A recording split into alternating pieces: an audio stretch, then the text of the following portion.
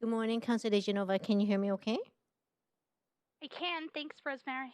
Great. Your audio and video is good. Mayor Stewart, are you on the line?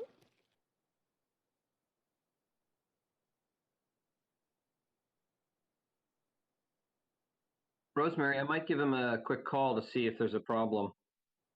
Okay, great. Thanks.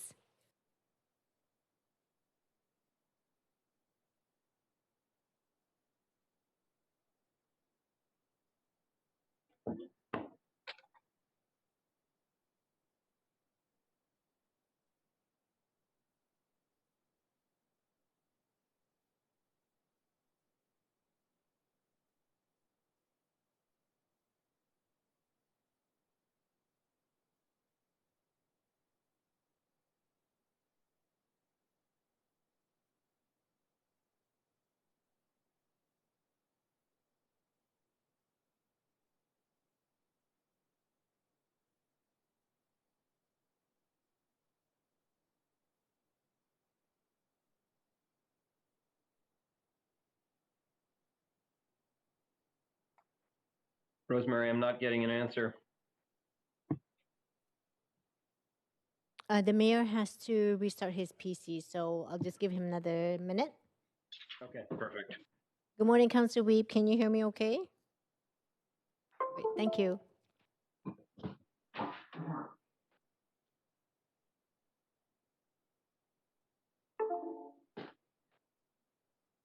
Good morning, Councilor Young. Are you on the line?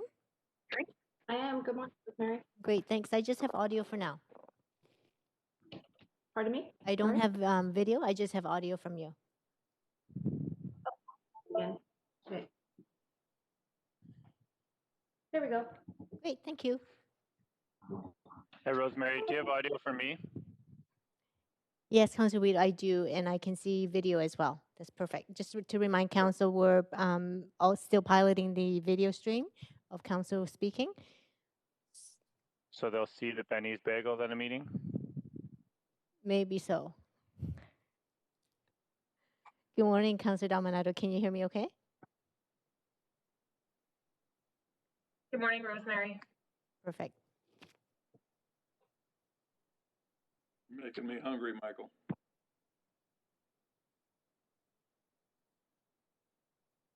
I know, I thought Benny's bagels was done and now you can get them at Donald's.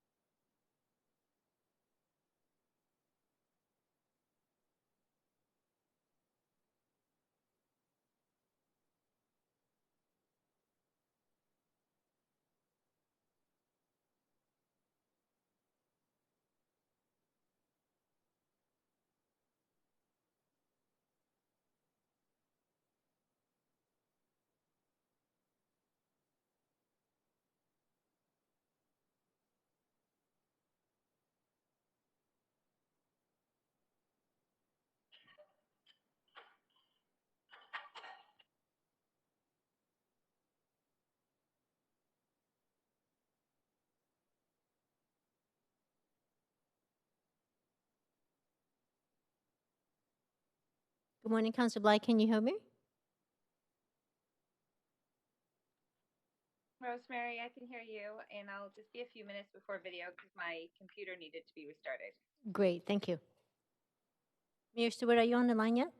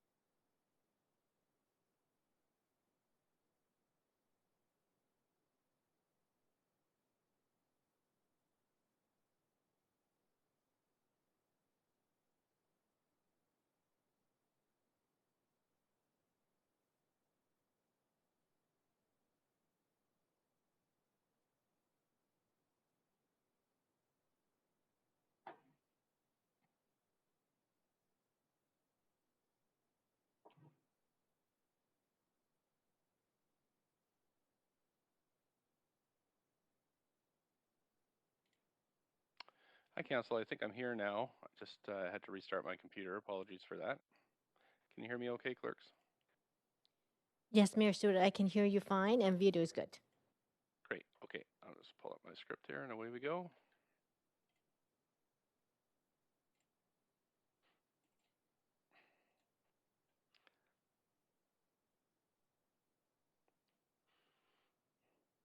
Great. So good morning. Welcome to the Vancouver City Council meeting of Tuesday, November 3rd. This meeting is being convened by electronic means authorized under Ministerial Order M192, and we're all participating by phone this meeting. If my connection is lost during any portion of this meeting, we'll recess until my connection is restored. And if Council loses connections during voting processes, we will pause until you can get back online and participate fully. Video of council members speaking, presentations, and vote results will be projected to viewers when available. Council are also monitored to make sure your video is enabled so that video of council speaking can be projected on the live stream.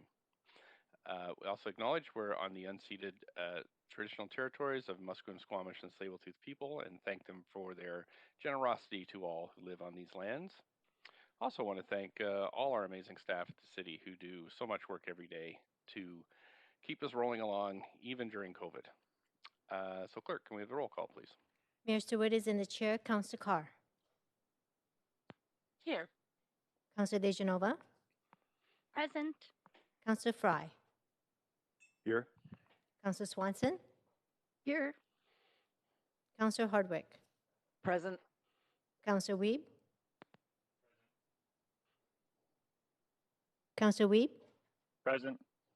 Councillor Boyle. Present. Councillor Dominato. Present. Councillor Bly.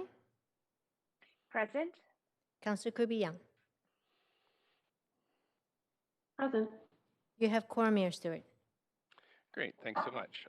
So the plan for today, first, the public is strongly urged to listen to proceedings via our website or YouTube link, and to follow along on Twitter at VanCityClerk for updates on the progress of the meeting. Any comments on agenda items can be sent to council using the web form on the city's website.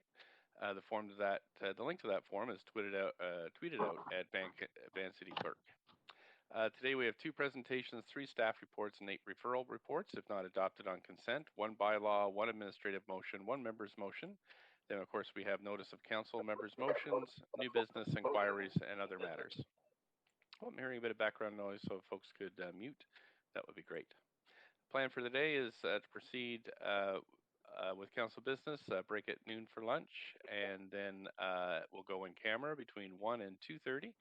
We'll come back at 2:30 to deal with presentation 2 and remainder of the agenda. Note that the presentation 2 has a hard start of 2:30 p.m. Should we not complete the items listed on the agenda, the meeting will reconvene on Thursday, November 5th at 3 p.m. And we must recess today by 3:30 p.m. as a court of revision. Local improvements is slated to start at 4 p.m.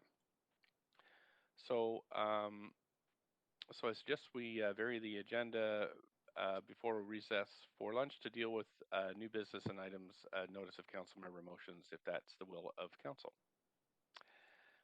Okay, so in camera, council is required to meet in council camera later this week. The reasons and authority under the Vancouver Charter are listed on the agenda. Would someone like to move a motion to go into camera? So moved. Councillor DeGenova. Thanks very much. Seconder? I have a seconder? Councillor Boyle. Thanks, Councillor Boyle. All in favor say yay. Yay. Opposed say nay. Great. Okay, thanks very much. That motion carries unanimously. We're going to go through minutes now. Minutes 1 are the minutes of the council meeting of October 7th, 8th, 15th. Any corrections? Someone like to move adoption, please? Carr. Second you. Hardwick. Thank you. All in favor say yay. Yay. Yay. Opposed nay. Thanks very much. That's passed. Again, I am hearing some background noise, so if everybody could just check to make sure they're muted, that would be great. Minutes 2 are the minutes of the council meeting of October 20th. Any corrections? And you can just indicate that verbally. Someone move. Move So Hardwick. Thank Second. you. Carr. Thank you. All in favor, yay. Yay. Yay. Yay. Opposed, nay. Great, that's approved unanimously. Minutes 3 are the council meeting minutes of October 6th, 13th, 20, and 21st. Any corrections? Move adoption. Thank you. Councillor Dejanova, seconder. Hardwick. Second. Thank you. All in favor say hey. Yay. Yay. A. Sorry. Hey. all opposed say nay. That is passed. Thanks so That much. was the test. Yeah. Hey. Okay. Okay, now we're going to matters adopted on consent, and just let me get my agenda out here, council, so I can check off items if they're held. Okay, so we have reports 1 and 2 and referral reports 1 to 8 on the consent agenda for consideration. Report 3 has a different resolution to be adopted due to a conflict with Councillor Kirby Young, and that report will not be included on the consent agenda for this reason. So, so council may move to adopt the recommendations right. Okay, so if anybody would like to hold, I've got Councillor Dejanova. Mr. Mayor, I'd like to hold R2 for questions to staff, please. Report number 2. Report number 2. Okay. Great. Thanks very much. Anybody else? Okay, so can I have a motion to... So moved. Councillor Dejanova. Thank you. Second, Carr. Okay, all in favor say yay. Yay. Yay. Opposed, nay. Sorry, I didn't ask for the conflict before. I don't hear any, so that's been approved unanimously then. Okay. Clerks, if you just help me through this, I'm going to go through the list of things that have been adopted. So we've had report 1, which is updating the focus of the Greenest City Fund program and renewing Greenest City neighborhood small grant relationship with the Vancouver Foundation. Report 2 has been held by Councillor Dejanova. Report 3, that is also not passed on consent. Is that correct, clerks? Yes, that is correct, Mayor Stewart. Okay, so then we have referral reports. Yes, so referral reports 1 to 8. The CD1 rezoning on Garden Drive, the CD1 rezoning on East 56th Avenue, the CD1 rezoning on Fraser Street, the rezoning on West 32nd Avenue, CD1 rezoning on West 70th Avenue, the CD1 rezoning on East 6th Avenue, updated zoning regulations for zero emissions residential buildings, and amendment to the rental stock official development plan. I think that's it in terms of consent. Okay, so now we're on to presentations. 2 presentations today. Our presentation is the Climate Emergency Action Plan. We have Gil Kelly, GM of Planning, to introduce the report, followed by Matt Horn from the Sustainability Group. And I believe it's a fairly lengthy presentation, Council, so we'll turn it over to staff now. Well, good morning, Mayor and Council. This is Gil Kelly, General Manager for Planning, Urban Design, and Sustainability. Emphasis on that last piece of the title for today's presentation. I'm going to make some brief introductory remarks and then introduce my colleague, GM of Engineering, Lon Leclerc, in just a few moments. We are very excited to bring you this Climate Emergency Action Plan today. This has been the product of a council initiative and of a lot of hard work by many departments and consultation with the public to bring you this roadmap for how we actually meet our climate reduction targets for GHGs in particular. That's the focus of this work, as opposed to the larger Greenest City Action Plan. So I wanted just to begin by acknowledging the work, the superlative work really of Doug Smith, of Matt Horn, of Brad Bedell, Lisa Bordeaux, others in the Sustainability Group, but also those folks in other departments, including engineering, real estate and facilities management, finance, and DBL, as well as others in planning who've all contributed to this. So a shout out to those folks today who really accelerated their work here to meet this climate emergency, and we hope the recommendations here, which are ambitious, will get council nod of approval, and we'll continue to move forward after today to refine those and to including the financial aspects of many of these ambitious work program items. But today we're going to present you a very clear roadmap.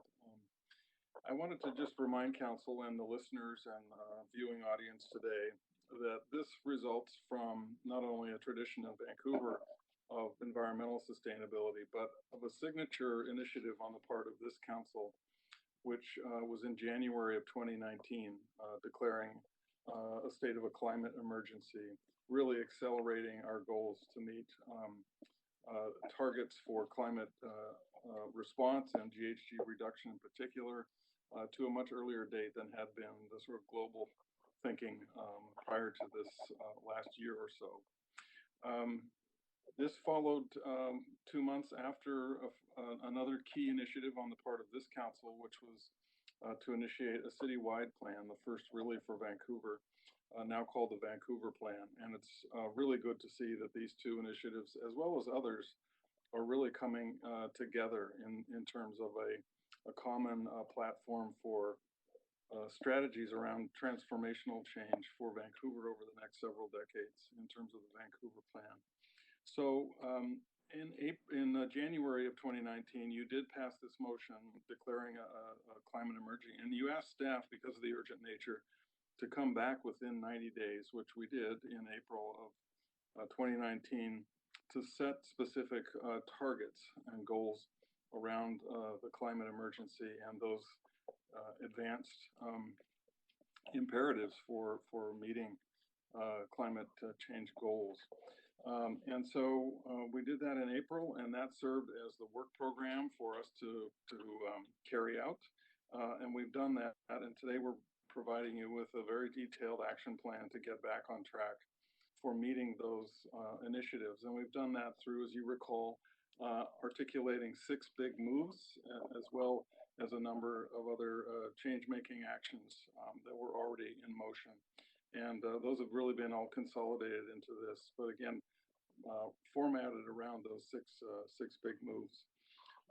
So we've done a number of council briefings and updates in the interim time since that April 2019 date, including a detailed memo on financial implications that you received recently. Again, this is really a building block, a key foundational piece for the Vancouver Plan, and will be integrated into that work as it touches all kinds of things around the economy, neighborhood form, adaptation to sea level rise, changes in the shoreline, all kinds of work where this will be really important work to inform that, including the transportation and utility sector, which my colleague will talk about in a moment.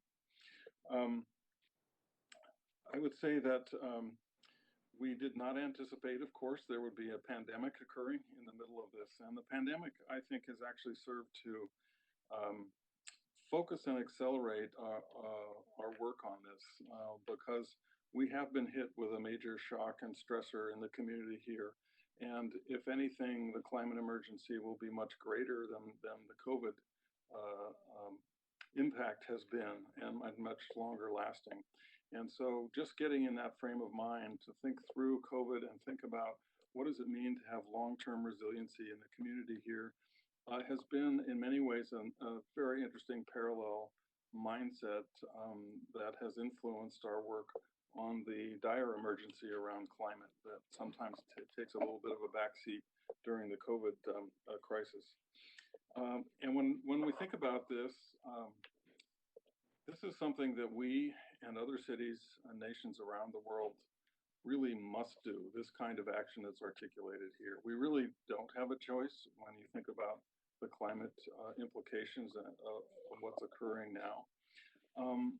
But it's also something we can do, and it personally, to me, gives me great hope that this is something we must and can do, and that not only is it to avoid bad things from occurring, but actually has the embedded benefits for Vancouver and for society at large around cost savings, more affordability, of healthier living, as well as healthier biophilic systems and nature, So while we are focused here on GHG reduction, the principal source of the climate emergency, the co-benefits are very broad in this if we get it right. So I just wanted to paint that kind of hopeful frame around this work, despite its ambitious nature. It's something we must do and that we will benefit from.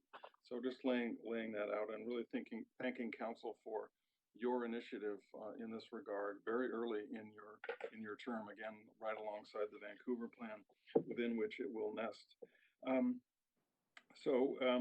We will follow this work today by detailing out more and more of these actions in more detail, not adding actions, but detailing these out, including their financial implications. And we'll be returning to those periodically as they develop to Council. And as I said, further embellishing them and integrating them into other work within the Vancouver plan. So again, I wanted to just acknowledge the multiple departments and stakeholders in the community at large who have been involved in this work. It's very, very inspiring to see everyone put their shoulder to the wheel, so to speak, and make this happen. Really, really positive energy across the board. And in that regard, as I mentioned, real estate and facilities management, finance, DBL, building official have all been key partners, but probably no important partner than engineering. And so I wanted at this moment to turn it over to my colleague, Lon Leclerc, who's going to give his perspective on this and his own commitment to this work. So thank you very much. And Lon, take it on. Sorry, point of information or point of order, Mayor Stewart. Yep, go ahead. I'm still working with legal on what parts of the report I might be in conflict as a director of Easy Park, and I'm still haven't got clarification. So I'm going to listen to the report on the public feed and stay away from this component of it until I have clarification on when and where I should be involved in this discussion and debate. Okay, I think that's that would abide by all the terms of conflict, but I would advise you to stay probably out for the whole thing until you have that clarification. I will. Thank you. Thanks. Okay. Good to go? Sorry, Rosemary, can you put me into the side chambers before Lon sets up? Yes, we'll do that. Okay. Thank you. Please go ahead. Okay. Thank you, Gil. Yes, the report before you represents a really big move for transportation in the city of Vancouver, perhaps one of the biggest. And if I think back to the big decisions that the city of Vancouver has made, the decision to not build freeways, or at least not continue building them, if you consider the viaducts the first phase of a freeway network. At a time when cities around the world were building complete freeway networks to serve city centers. But also a big move in 1997 with the adoption of the 1997 City of Vancouver Transportation Plan that put walking at the top of the priority and single occupant personal vehicles at the bottom, and committed to not expand the arterial road network. And although at that point we had already made the decision not to build freeways, and the arterial road network was largely built out, publicly stating that we would not accommodate any more growth in auto, and that all growth would be accommodated on walk, bike, and transit was a really big move at the time. And this report represents, I would say, the next big move. And I would also note, as Gil mentioned, in the absence of a climate emergency, this is the right direction for transportation. Most of the recommendations in this report not only deal with the emissions, but also the problem that is traffic. And in the scenario where all vehicles were electric, a traffic jam is a traffic jam, and it's not good. It's not good for the city. It's not good for the economy. And so we would put forward that the recommendation in this report represents the best chance we have to manage congestion, improve safety, and support a growing and prosperous economy in a strong business environment. Across the world, we look at better ideas, how to move more people with less congestion, and we feel this puts that proposal in front of you. And while the transportation priorities remain the same. I would say the big difference in this plan is that equity is at the forefront. It proposes transforming our existing inequitable system into a much more equitable one. In this report, you'll see much in the way of promotion, pricing, enabling as a way to get more of our trips on a weekly basis or a monthly basis out of car and onto foot, bike, or walk. But we need to ensure that switching those trips, that those options are actually attractive options. And that in the case of transit, that there's the capacity there to be able to accommodate those trips. For the city, that means the continued investment in walking and cycling infrastructure.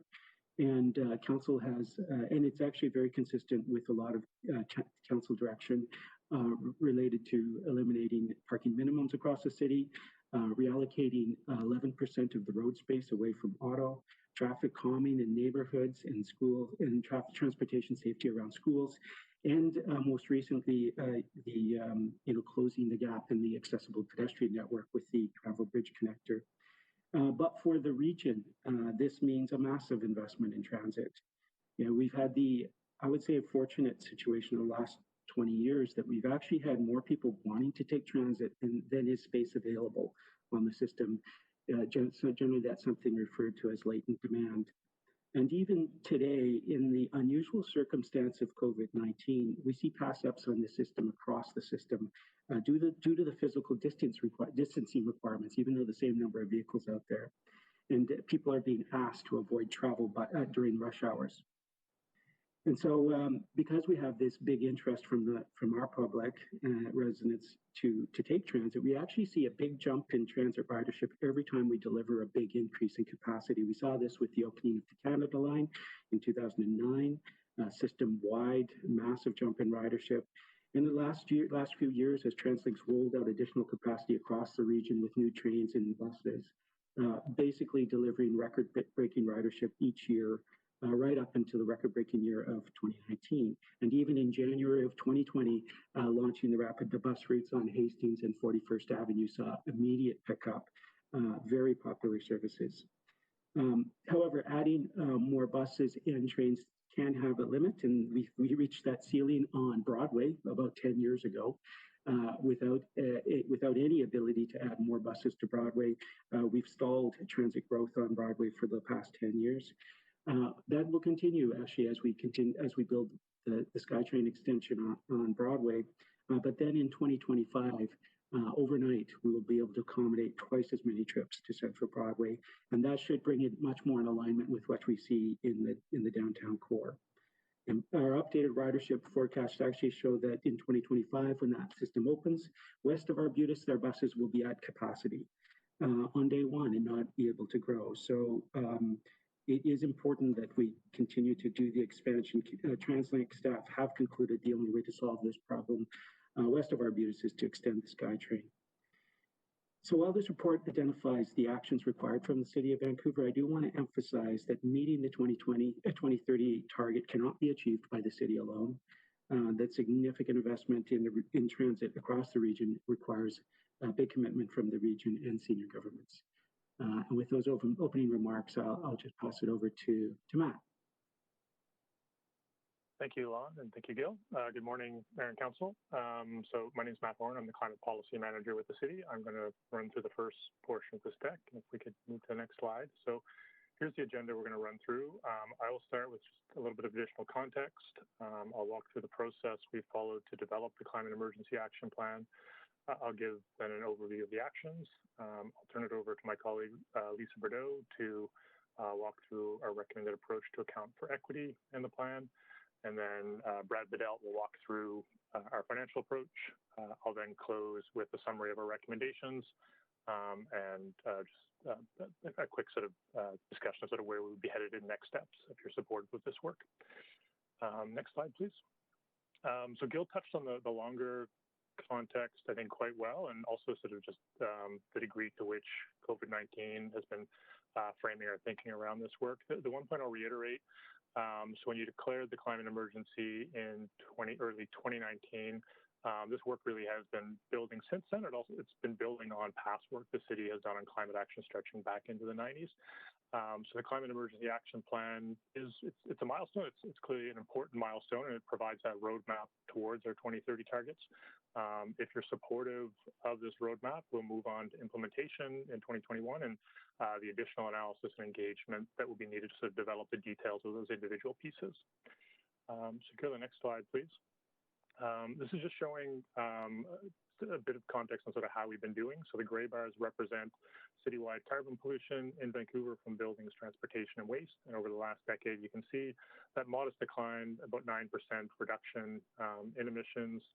So we're starting to move in the right direction. I think that's a positive takeaway from that. If you compare that to our 2030 targets, we're not moving fast enough, and we need to accelerate our progress if we're going to get on track with those targets. And that really, in its essence, is what the Climate Emergency Action Plan is proposed to do, is transition us from that white line to the dotted yellow line and put ourselves squarely on track to those 2030 targets.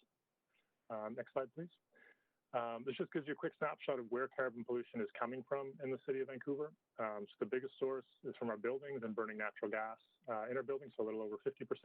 The next big chunk is from our transportation networks and burning gas and diesel in our vehicles. We also have sort of small slices from waste and electricity.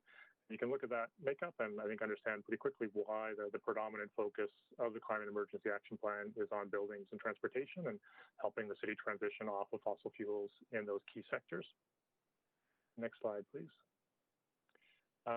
This just sort of orients to the scope of the Climate Emergency Action Plan.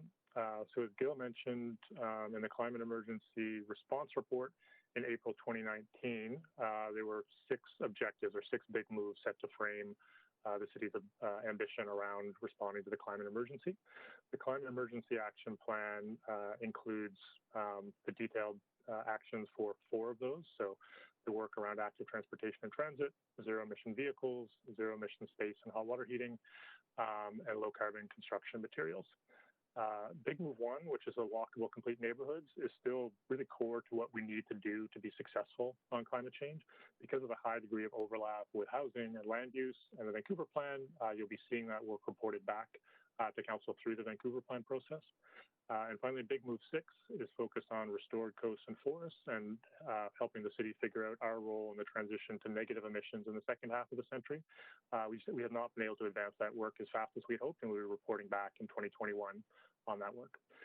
It's also just, I think, important to mention the Climate Emergency Action Plan does outline complementary work the city is doing on climate that we're not bringing forward to action at this time and won't be going into detail in this presentation. So examples would include Zero Waste 2040 and the work we're doing with the film sector to help them transition off of fossil fuels. So I've got a couple slides here to summarize the process we've worked through to develop the Climate Emergency Action Plan. You can go to the next slide, please. This just speaks to sort of the mix of inputs we've been trying to sort of use throughout this process. So our engagement process, which I'll speak to in more detail on the subsequent slide, making sure we're sort of collecting and understanding and weighing that input. We've been doing technical analysis on the various options being considered, also looking at the anticipated environmental implications and the financial implications, both in terms of the implications for the city's budget and also for residents and businesses across the city. So we're trying to combine all of those different inputs together into what we're presenting to you today. Next slide, please. So this is just sort of a snapshot of the different channels or approaches we've used on engagement to help build this plan. So starting last year, we were working on internal and external stakeholder engagement, in particular with Metro Vancouver, the province, BC Hydro, and Fortis, given their key roles they play in this work. In February of this year, we started our public engagement process that was put on hold in March because of the onset of the pandemic, and then we were able to restart that in May. So we have both sort of a pre-pandemic and during pandemic window of input to that public engagement process. We ran or commissioned a representative survey of Vancouver residents just to understand what a representative sample, their input would look like relative to what we were collecting through the public engagement process. prior to the onset of the pandemic, we had an outreach team working to raise awareness about the plan and opportunities to engage in it. And then we also established, as per your direction in the Climate Emergency Declaration, a climate and equity working group that we worked with through the first half of this year to help guide and advise on the development of this plan. Next slide, please. Excuse me. This is showing a snapshot of the input we received through the public engagement process. So each of the bars is representing one of the actions that was tested through the engagement process. The darker yellow is showing where residents were comfortable with an action. The lighter yellow was a neutral reaction, and the gray was representing they were uncomfortable with the action. So you can see across the board here, we're looking at sort of a pretty good base of comfort with these proposed actions. So if you look at comfort combined with sort of neutral reactions, they range from about 70% up to about 85%. I think that lines up pretty well what we consistently see as high levels of public concern around climate in Vancouver and a desire for our governments to be doing more to address the challenge. 2 points of note on this. As I mentioned, we compared with a representative sample of Vancouver residents, quite consistent between that representative sample and what we were receiving through the public engagement process. We also looked at the results pre-pandemic and during pandemic, and again, very little difference. So obviously the pandemic has touched on many things. The residents' desire to see action on climate change was not influenced dramatically by the onset of the pandemic. Next slide, please. So I'm going to just give an overview of the actions now and just to structure how we set them up. We'll go sort of big move by big move, and within each of those, we have a package of actions that we think put us on track for the targets. The actions that are comprise a mix of really clear signals that are there to indicate where we are trying to transition as a city, but also strong supportive measures. So we're there with residents and businesses to help in that transition. Within each of the action areas, we have highlighted what we're calling a game changer action. And the reason for that is that there are 4 that are, I think, particularly important in terms of their ability to address and reduce carbon pollution in the city. So you go to the next slide, please. Let's start with Big Move 2, which is focused on active transportation and transit. And the objective here is by 2030, 2/3 of our trips would be by walking, rolling, cycling, and transit. And if we're going to be successful with that objective, ultimately it will mean more of our road space dedicated towards walking, rolling, cycling, and transit. So those are safer and more viable options for more people. If you go to the next slide, the game changer action here is to implement transport pricing in the Metro core, sometimes referred to as mobility or congestion pricing. The general concept being that drivers would be charged per trip into the Metro core with the objective of encouraging them to choose active transportation and transit. Transport pricing isn't just about active transportation and transit, though. The people that need to drive also benefit based on a review of other systems because there is reduced congestion and faster and more reliable travel times, again, for the people that need to drive. I really want to emphasize that the proposed start time for transport pricing is 2025. That's important for 2 reasons. At first, it gives us time to improve the walk, roll, cycle, and transit options so that those become safer and more viable options for more people. A couple examples would be completion of the Broadway line, which is anticipated for 2025, and as proposed in this plan would be 5 new transit priority corridors, which would improve bus speed and reliability. It also gives us time to do further research analysis and to better understand business residents and needs, so that when we do come back with sort of the details of the design system, we have a system that's designed that meets those resident and business needs, in particular one that doesn't burden people with less financial means who rely on cars to access jobs and services. A final point to make on transport pricing is that we're proposing it as a Vancouver testbed approach that will allow us to move to a region-wide approach over time.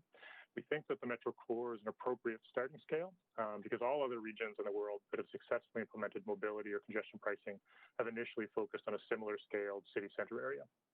One of the things we've learned from those other transport pricing or mobility pricing systems is that a core to success is having those robust set of options to choose walking, cycling, and transit. And if you go to the next slide, you'll see there are a number of actions in the Climate Emergency Action Plan designed to improve those options for people over the next 5 years. So examples would include improving our sidewalks so they're safer and less of a barrier to people with mobility challenges, addressing gaps in the cycling network so there's safe options to travel throughout the city, and dedicating more road space for buses, which again will improve their speed and reliability.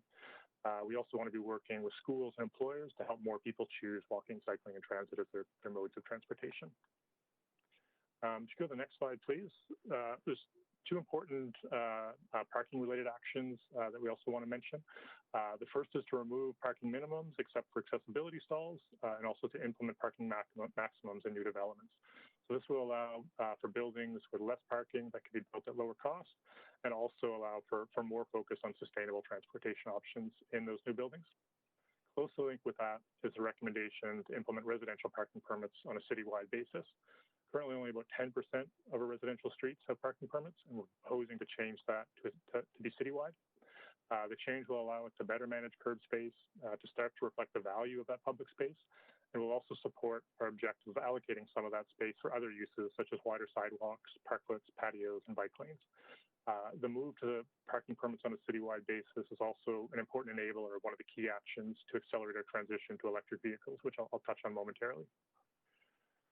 So I think we're placing a high priority on active transportation and transit. We recognize that many people need to drive, and that need will continue. So to ensure that those driving trips are consistent with our climate emergency objectives, the Climate Emergency Action Plan is endeavoring to accelerate the transition to zero-emission vehicles. So the game changer action here, if you go to the next slide, is to implement a carbon pollution surcharge on those residential parking permits. The way we're proposing this would work was that surcharge would apply to new higher-end vehicles and would account for the carbon intensity of that new higher-end vehicle. So we think it's reasonable if someone has the means of purchasing a new, more expensive vehicle, that it's reasonable to set a higher expectation that it be an electric vehicle.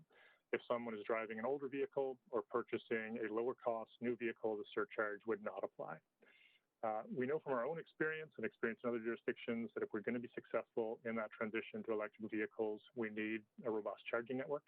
So if you go to the next slide, there's three actions here we're proposing to support with this. The first is on continuing to expand the public charging network, particularly in areas of the city without good access to home charging. One thing to note is we're expanding the public charging network. That work will be coordinated and integrated with other curbside electrification projects we're doing to provide power for other uses such as film, food trucks, e-bikes, digital ads, and 5G. The next action is around increasing EV charging on private property. Three specific elements to this. One would be increasing our EV readiness requirements in new non-residential buildings. One would be providing more support for rental buildings to provide home charging for electric vehicles, which has been a gap in provincial programs to date. And finally is using our business licensing authorities to encourage gas stations and parking lots to install EV charging. And then the final action is around supporting charging in passenger fleets, such as car share vehicles, taxis, ride-hailing vehicles. And just a recognition that with those vehicles in particular, driving more kilometers per year than your average private vehicle, we get more bang for our buck in terms of a more rapid transition to electric vehicles in those vehicles particularly. If you go to the next slide, please. Transition to buildings here, and Big Move 4 is focused on zero emission space and water heating. The focus or the objective being to cut carbon pollution from our buildings by 50% by 2030. Three main solutions we're targeting here in existing buildings. One is building electrification. Heat pumps in particular represent a really key solution in the building space that also provide cooling in the summer to those buildings. The second is improvement in energy efficiency so that we're wasting less energy and spending less on energy in our buildings.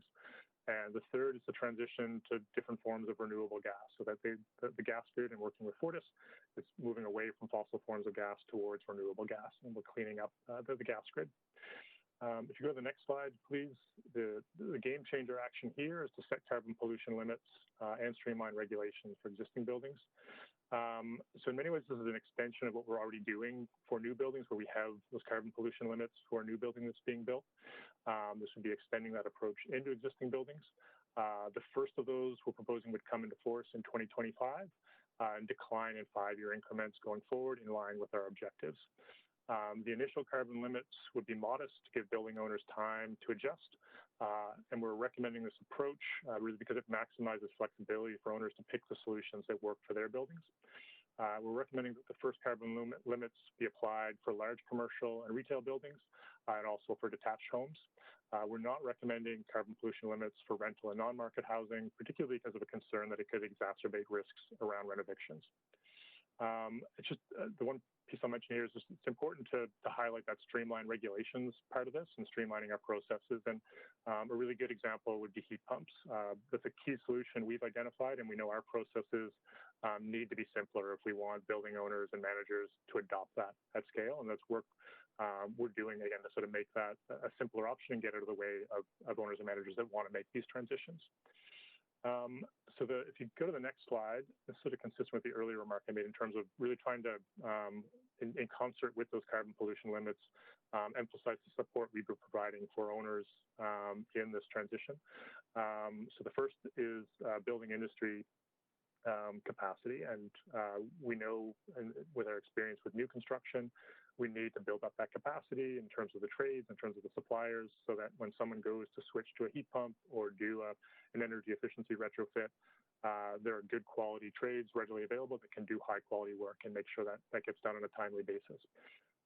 We also want to support early owner action. And again, the carbon limits would be in place as that clear signal for the future, but we want those changes to happen as soon as possible. And a good example here would be the incentives we've been providing and are proposing to continue providing in concert with the provincial government and their Clean BC incentives, so that we're there, again, helping to get over some of those initial costs of some of these technologies, especially as the supply chains continue to build on them. And the third there is facilitating access to renewable energy. This is speaking to work we'll be doing with BC Hydro, with Fortis BC, private district energy systems in the city, and our own neighbored energy utilities, so that when residents and businesses want to switch to renewable energy, there's both timely and cost-effective access to that renewable energy to enable that switch. If you can go to the next slide, please. So this is Big Move 5. It's focused on low carbon materials and construction practices. It's very much focused on new developments. The types of solutions we're targeting here would include lower carbon blends of concrete, using more natural materials such as wood and mass timber in construction. Less parking in a new building would allow you to have less embodied carbon in it. Also less waste at a construction site, and more recycled materials are also good examples of how we can bring down the carbon in construction materials and practices. If you go to the next slide, please. The game changer action here is to set those requirements for new buildings to use low carbon materials and construction practices. Similar to our approach we've taken on new buildings with their use of fossil fuels, we want to be taking a performance-based approach here. We'll be setting those limits for the environmental outcomes we're looking for, but leaving the choice of approaches up to developers to pick the approaches that makes the most sense for their developments. And again, the main sort of policy tools we'd be using here, similar to new construction, would be through the Green Building Policy for Rezoning and also the Vancouver Building Bylaw. If you go to the next slide, please. This similar package of actions here in support of those regulatory limits, again, to sort of help with innovative projects and get ahead of those regulated requirements. Support for the people building with low carbon materials, and that would include the designers, the trade, suppliers of those materials, again, wanting to build up those supply chains and that expertise locally so that we're able to meet that demand for low carbon buildings. The second is to make it easier and less expensive to build with low carbon materials. So again, we know we have lots of people that want to do these types of projects. We've begun the work to identify the barriers we can remove to get out of the way of those projects, and also where we can be providing incentives to make them more attractive for developers to build. And finally, the last one is around aligning with complementary strategies and actions and trying to make sure that the work where we're encouraging this move towards low carbon materials and construction practices is consistent across city strategies. So the work we're doing on parking and encouraging low parking buildings would be a good example. The work we're doing through the Zero Waste 2040 strategy would be another example, where if we can get more recycled materials, less waste materials, all can help achieve those outcomes. Next slide, please. So the previous slides, I focused quite heavily on the City of Vancouver's role in this transition. We really want to emphasize that this, to be successful, does need to be a partnership across sort of multiple entities. And we've highlighted there federal and provincial governments, Metro Vancouver, TransLink, BC Hydro, and Fortis as really key partners in that transition. There are many more if we're going to be successful. Next slide, please. So this, we commissioned a Sustainability Solutions Group and What If Technologies to forecast the impact of the actions in the Climate Emergency Action Plan. So we'll just have a snapshot of the results here. The solid black line is showing our historical citywide carbon pollution, and the solid green line is showing our 2030 target. The dotted black line is showing what the forecast would be if we didn't implement new climate policies. So we continue to see a modest decline, but still a significant gap relative to our 2030 targets. The dotted white line surrounded by the blue band, that shows if we implement the Climate Emergency Action Plan, but not in partnership with key partners such as the province and their Clean BC plan. So we have a steeper curve as a result of that, but we still have a gap relative to our targets. The last line will be the dotted white line surrounded by the red band. That's showing implementation of the Climate Emergency Action Plan in combination with the province's Clean BC plan. And so that's, of the scenarios we looked at, it's the only one that gets to our target. So I guess it's encouraging from the perspective that we think we have a defensible pathway to our target. It is also a little daunting, and that pathway is very narrow. We don't have the luxury of picking and choosing actions if we want to achieve that target. We do have to move forward with them ambitiously as a package, and also working very closely with those key partners to make sure they're using the tools they have available to them to move in a similar direction. Next slide, please. The modeling work also looked at the financial implications for residents and businesses, and this is different from the work Brad will present in a couple of minutes, focused on the implications for the city's budget. This is financial implications for residents and businesses because of this transition. So the yellow bar there is showing the total investment needed, so investments in things like improvements in energy efficiency, heat pump investments, investments in electric vehicles, so that those investments from residents and businesses over the next 10 years would add up to $1.3 billion in investments. The good news is we see significant savings associated with those investments and also the behavioral changes that are associated with the plan. So people walking, cycling, and taking transit more have lower transportation costs. Electric vehicles have lower operating energy costs. Across the, sort of the full range of these investments, we're looking at less expenditure on energy, less expenditure on carbon tax. Those are all savings that Vancouver residents can realize. The total savings from those 10 years of investments would be $2.2 billion, so roughly a net $1 billion in savings. So we think it's a pretty positive story in terms of what this transition can point to. We don't want to diminish that $1.3 billion. It's a significant investment, and you'll see a number of actions in the plan that are really targeted at bringing down those costs. We haven't included estimates of those in the modeling to date, but work around capacity buildings with trades in the city, work to remove barriers from city processes in building transitions, all helps us bring down that yellow bar so that we can improve this cost calculation over time. Next slide, please. And then I think this is the last one for me before turning over to Lisa. We have focused the plan very much on meeting carbon targets and putting a strong equity lens on that work. The benefits are broader than that, as Gil spoke to at the beginning. So I just spoke to the financial savings we think we can achieve with this.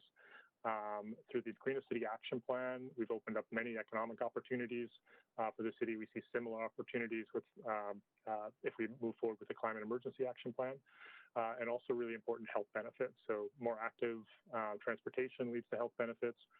Reduced indoor and outdoor air pollution also leads to health benefits that are a benefit to the entire city. Next slide, please. And I will turn it over to Lisa. Thanks, Matt. Good morning, Mayor and Council. I'm Lisa Brito, Senior Sustainability Specialist with the Sustainability Group, and I had the pleasure of setting up and working with the Climate and Equity Working Group, which was part of Council's Climate Emergency Motion to better ensure we integrate equity into our climate work. We know that climate change hits hardest those who are least responsible for it, which makes our action to reduce carbon part of a global equity necessity, which is important to remember that global scale equity aspect. But I'm here to speak to equity on a local scale. and specifically the Climate and Equity Working Group. The organizations and individuals on the screen joined us. Oh, sorry. Is that better for sound?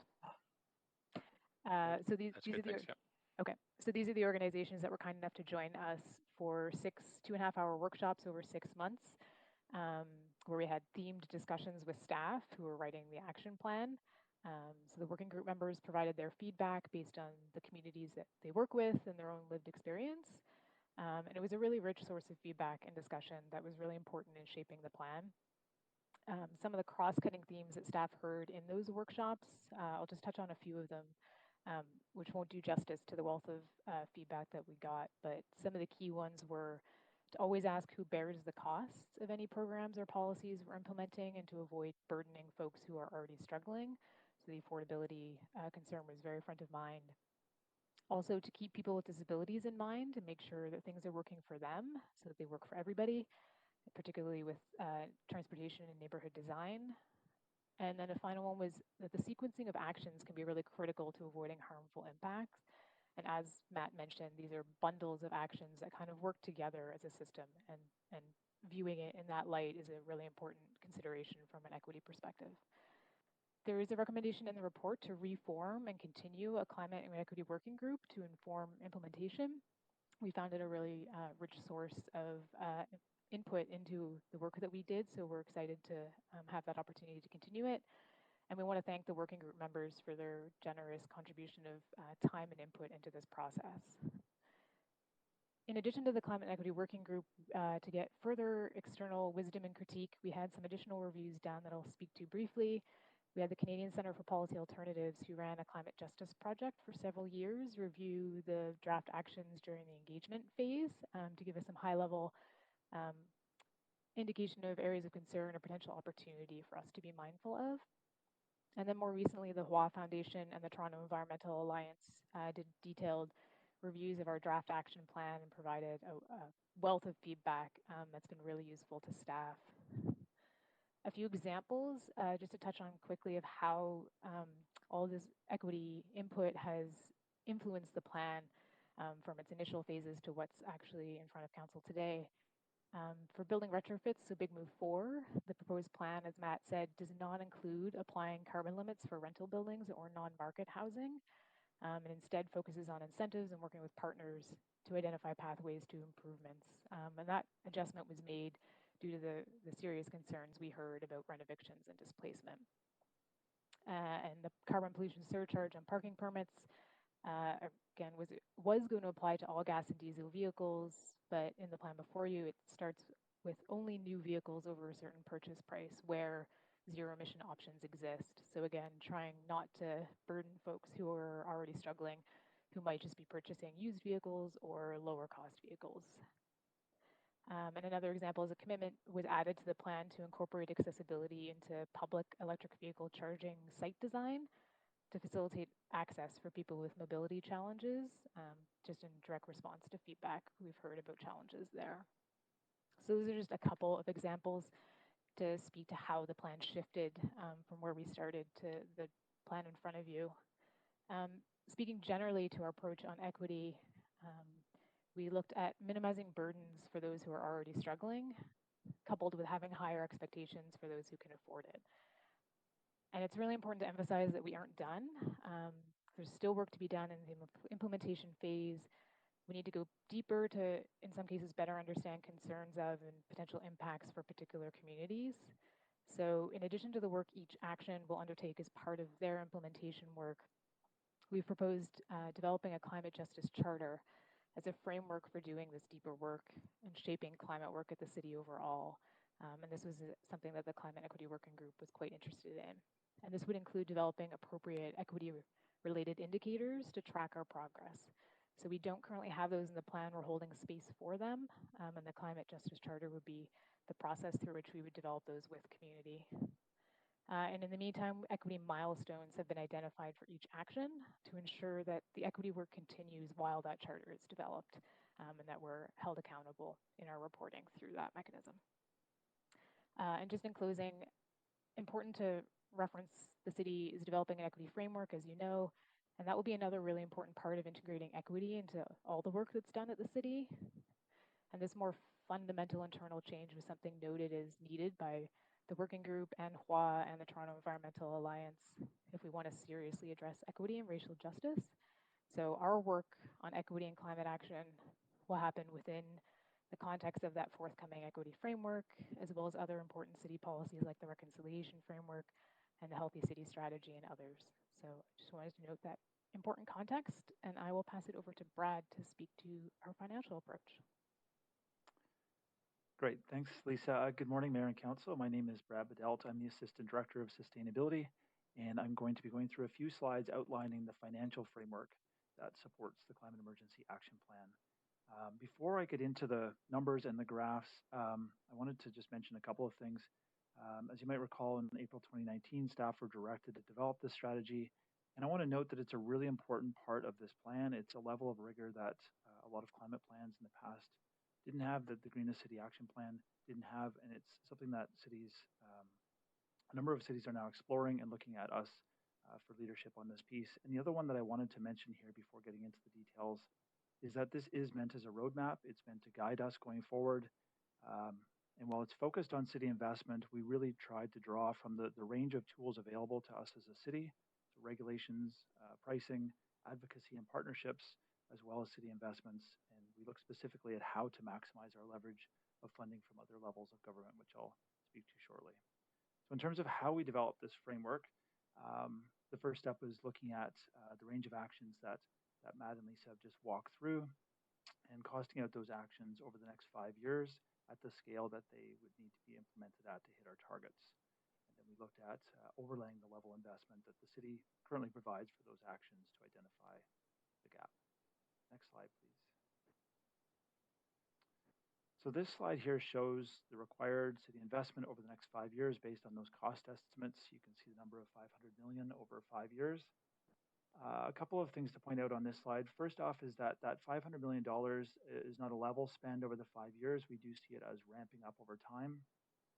That's in part to recognize that we are in a pandemic and that the spending would ramp up as we recover out of that pandemic. And secondly, just in recognition that at the staffing level, we can't, in some cases, simply hit the switch on these actions, that we will need to scale up over time.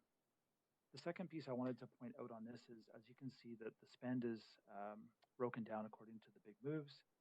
Big move 2, which is the move focused on improving our walking, rolling, cycling, and transit networks in the city is the biggest city investment. It is also the area that offers the greatest financial savings for residents. So Matt spoke to the $1 billion in potential savings for residents and businesses.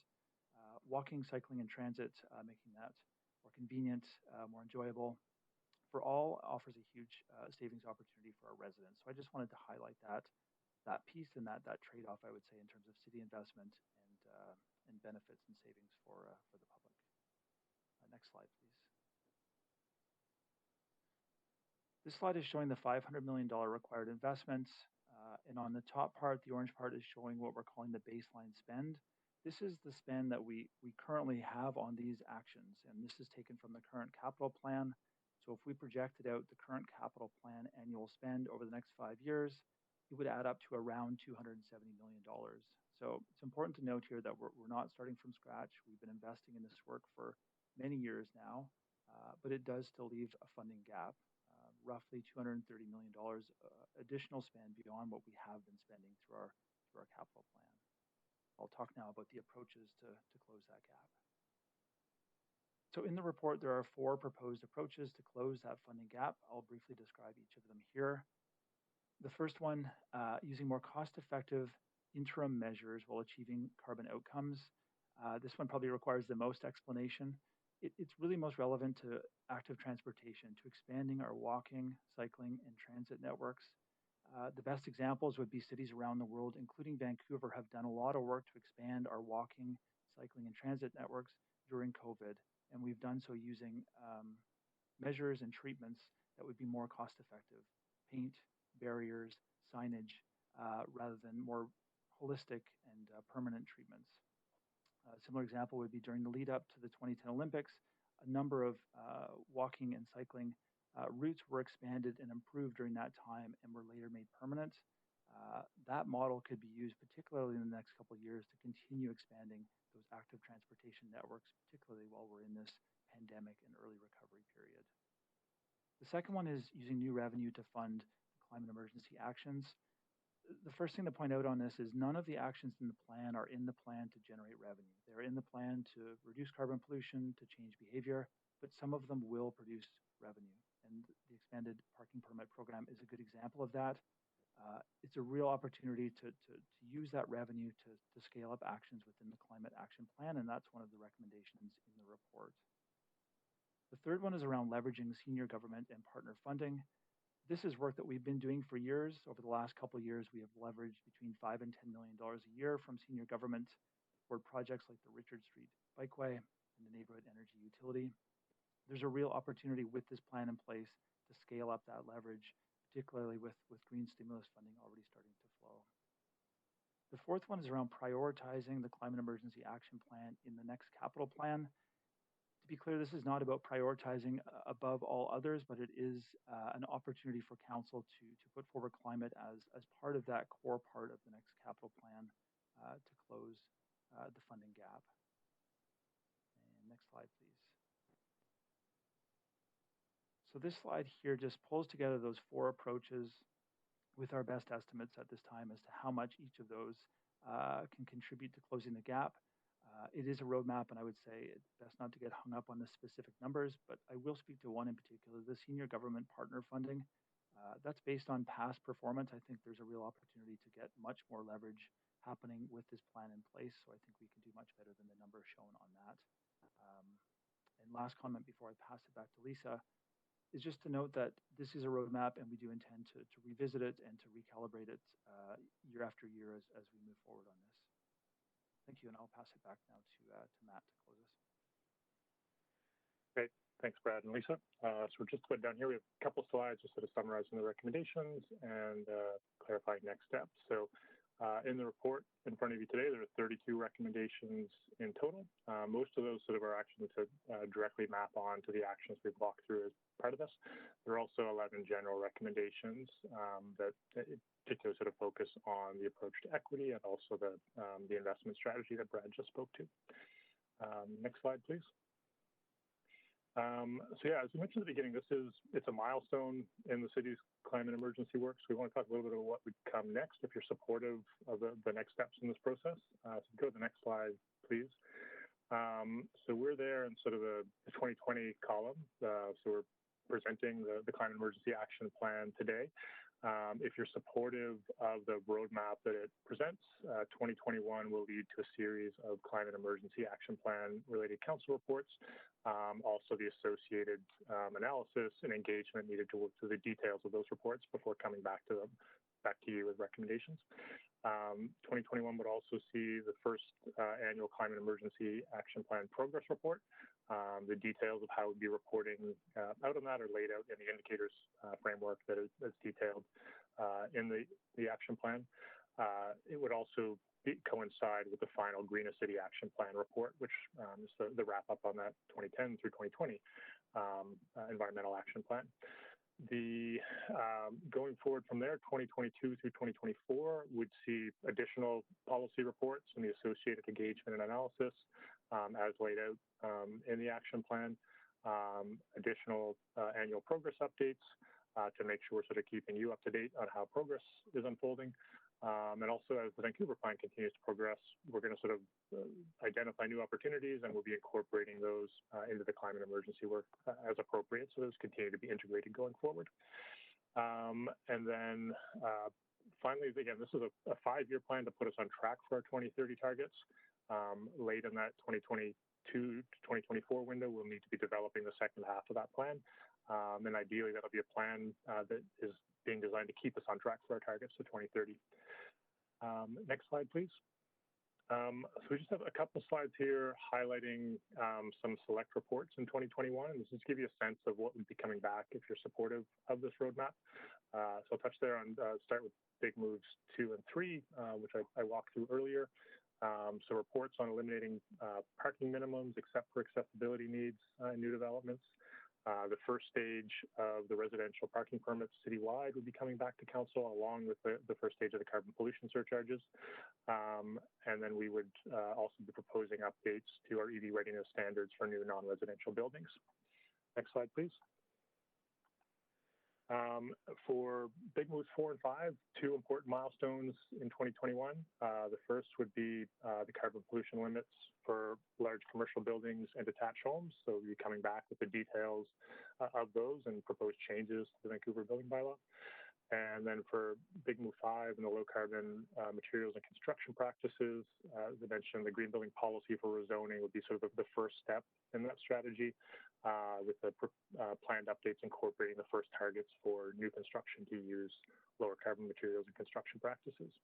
And then finally, we would be having an update on the restored coast and forest work, which would include a target for Vancouver to capture carbon in a broader progress update. Next slide, please. Just before, a couple sort of quick summary remarks here from me before we, and Gil also wanted to have a closing comment. We do think that the Climate Emergency Action Plan provides an effective and ambitious roadmap to meet our targets and do our fair share to tackle the climate crisis. Just reiterate that roadmap depends on us implementing these actions as a package and working in close collaboration with key partners such as the province, Metro Vancouver, TransLink, and our utilities. We've costed out the actions. We've shown how the city can afford them over the next 5 years. We've also done our best to apply an equity lens in developing the plan and are proposing to minimize burdens for those already struggling and setting higher expectations for those who can afford it. We also recognize that there's much more we need to do to fulsomely address equity going forward. The actions in the plan are forecast to result in a net savings of $1 billion for residents and businesses, and that's in addition to the health and economic benefits for our city. And if you're supportive of moving ahead with this roadmap, we'll have quite a bit more work to do on the details of implementation to make sure we're meeting the needs of our residents and businesses, and we'll be coming back to council with those details following additional engagement and analysis.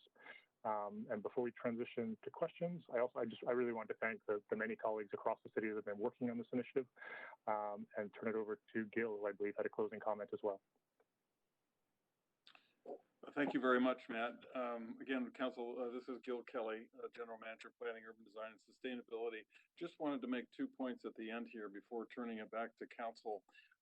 One is that it's important to advance all of these big moves, not just one or two, because without doing that, we won't get there.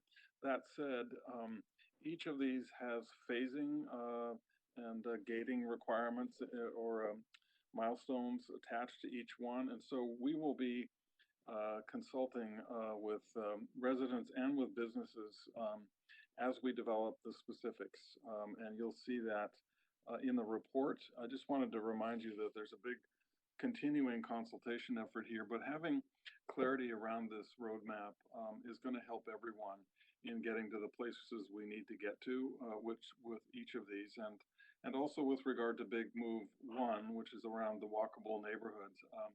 That's a core to advancing the upcoming work in the Vancouver plan, particularly with the Complete Communities, Complete Neighborhoods engagement that will begin later this month. And so we'll be advancing that work on Big Move 1, which was not really the focus of today's presentation. So wanted to let you know that. And finally, we touched on it a little bit in the presentation and in my opening remarks, but I wanted to come back to the importance here. While Matt and Brad have talked about sort of full accounting for this in terms of both initial upfront costs and partnerships to help shoulder that burden, but also long-term savings that will accrue from those initial investments. The other piece, though, is sort of a parallel accounting system, which, if you will, which is really growing the pie in terms of Vancouver's economic health more broadly. And if you look at these, many of these, if not all, have a potential stimulating effect on the local economy here in terms of growing jobs, in terms of enhancing innovation, university partners and business partners. And based on the work, Brian Buggy is on the line here who can also answer questions today if this comes up. But Brian has worked with us for several years now in piloting specific initiatives around green business, if you will. And based on the early results there, and based on the research work that Chris Robertson's team has done on economic development policy, we think the potential here for business growth that taps into this climate emergency work in terms of spinning off new enterprises, new employment. That's not just about hiring engineers, but potentially a broader scale of skill sets and wage scales can really be a benefit to Vancouver over the long term. And I think Vancouver in that respect is actually poised to be a world leader in this regard. And so just wanted to note that there is an economic development aspect to all of this, which Vancouver is just really well positioned for. So with that, thank you, and I'll turn it back to Mayor and Council. Thanks again. Thanks so much, everybody, for the presentation. We do have lots of speakers lined up for this today, Council. This is a chance for you, though, to ask questions of staff. I've got Councillor Carr on for up to 5 minutes. But go ahead, Councillor Carr. Yes, thanks, Mr. Mayor. If I could just ask through you to the city clerk, do we have speakers on the line right now, or are they have been called to be on the line, or no? Clerks? Through the mayor, yes, we do have some speakers on the line. Okay, then I'll keep my questions brief. And just another question, will we have an opportunity to ask questions of staff after we've heard from speakers, not just through points of information, but an actual round of questions? We could do that if we vary the procedures. Great. Okay. Would you like a motion to that effect now or later? It's sure if you want to do it now. Okay. I'd like to move to vary the procedure to enable council to ask questions of staff following speakers on this item. Now and following speakers on this item. Great. Thanks. Do you have a second? Second. Kirbian. Thanks very much. Yeah, We'll do yeas. Thanks. We'll do yeas and nays. All in favor say yay. Yay. Yay. Opposed, Yay. nay. Okay, so we've done that, Council. We have a second round of questions. Anything else, Councillor Carr? No, I do have questions. Thank you. My first question is regarding the fact that I think it was the first slide where it showed we only reduced our carbon emissions in the city between 2007 and 2019 by 9%, and I believe our goal was 30% by 2020. So we missed our target. The federal government is missing its target. The provincial government is missing its target. I'm really worried we can't afford to miss our target. So what is the explanation for why we've missed our targets, and what can we do to ensure in this plan that we don't miss these targets, that we actually year after year reduce our emissions?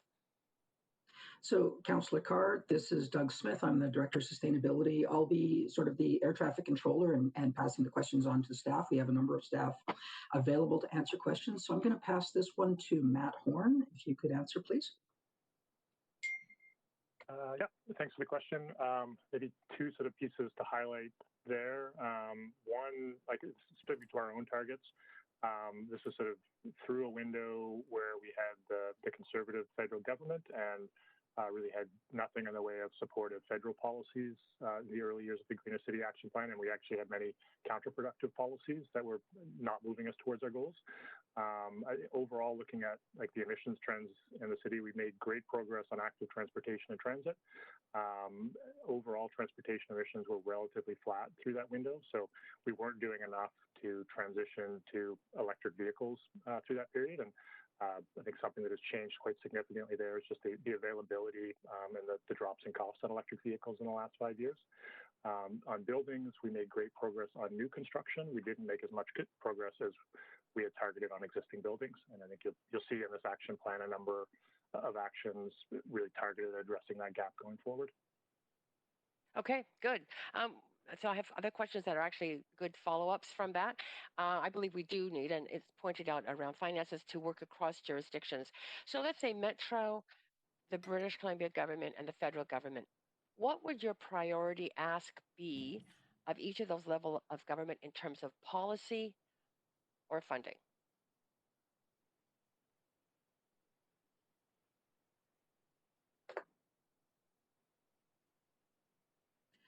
Matt, do you want to take that question again? Yeah, I'm happy to take that. I'm just sort of waiting for you to weigh in, Doug. There is an appendix in the action plan that does speak to this, and I think one of the challenges with climate policy is that there's not sort of that panacea or silver bullet that solves it. So we've tried to sort of outline that range of partners and some of the key actions there. So if I were just to speak to a few of those, like with Metro Vancouver, they're working on their Climate 2050 plan right now. We're actively engaged with them, and we want to continue that work so that regional climate plan aligns as much as possible with where we're moving as a city. For the province, they already have their Clean BC provincial climate plan. Our work is very focused on encouraging them and working with them to implement that fulsomely. And that would include both on the regulatory side and the investments they've committed to making.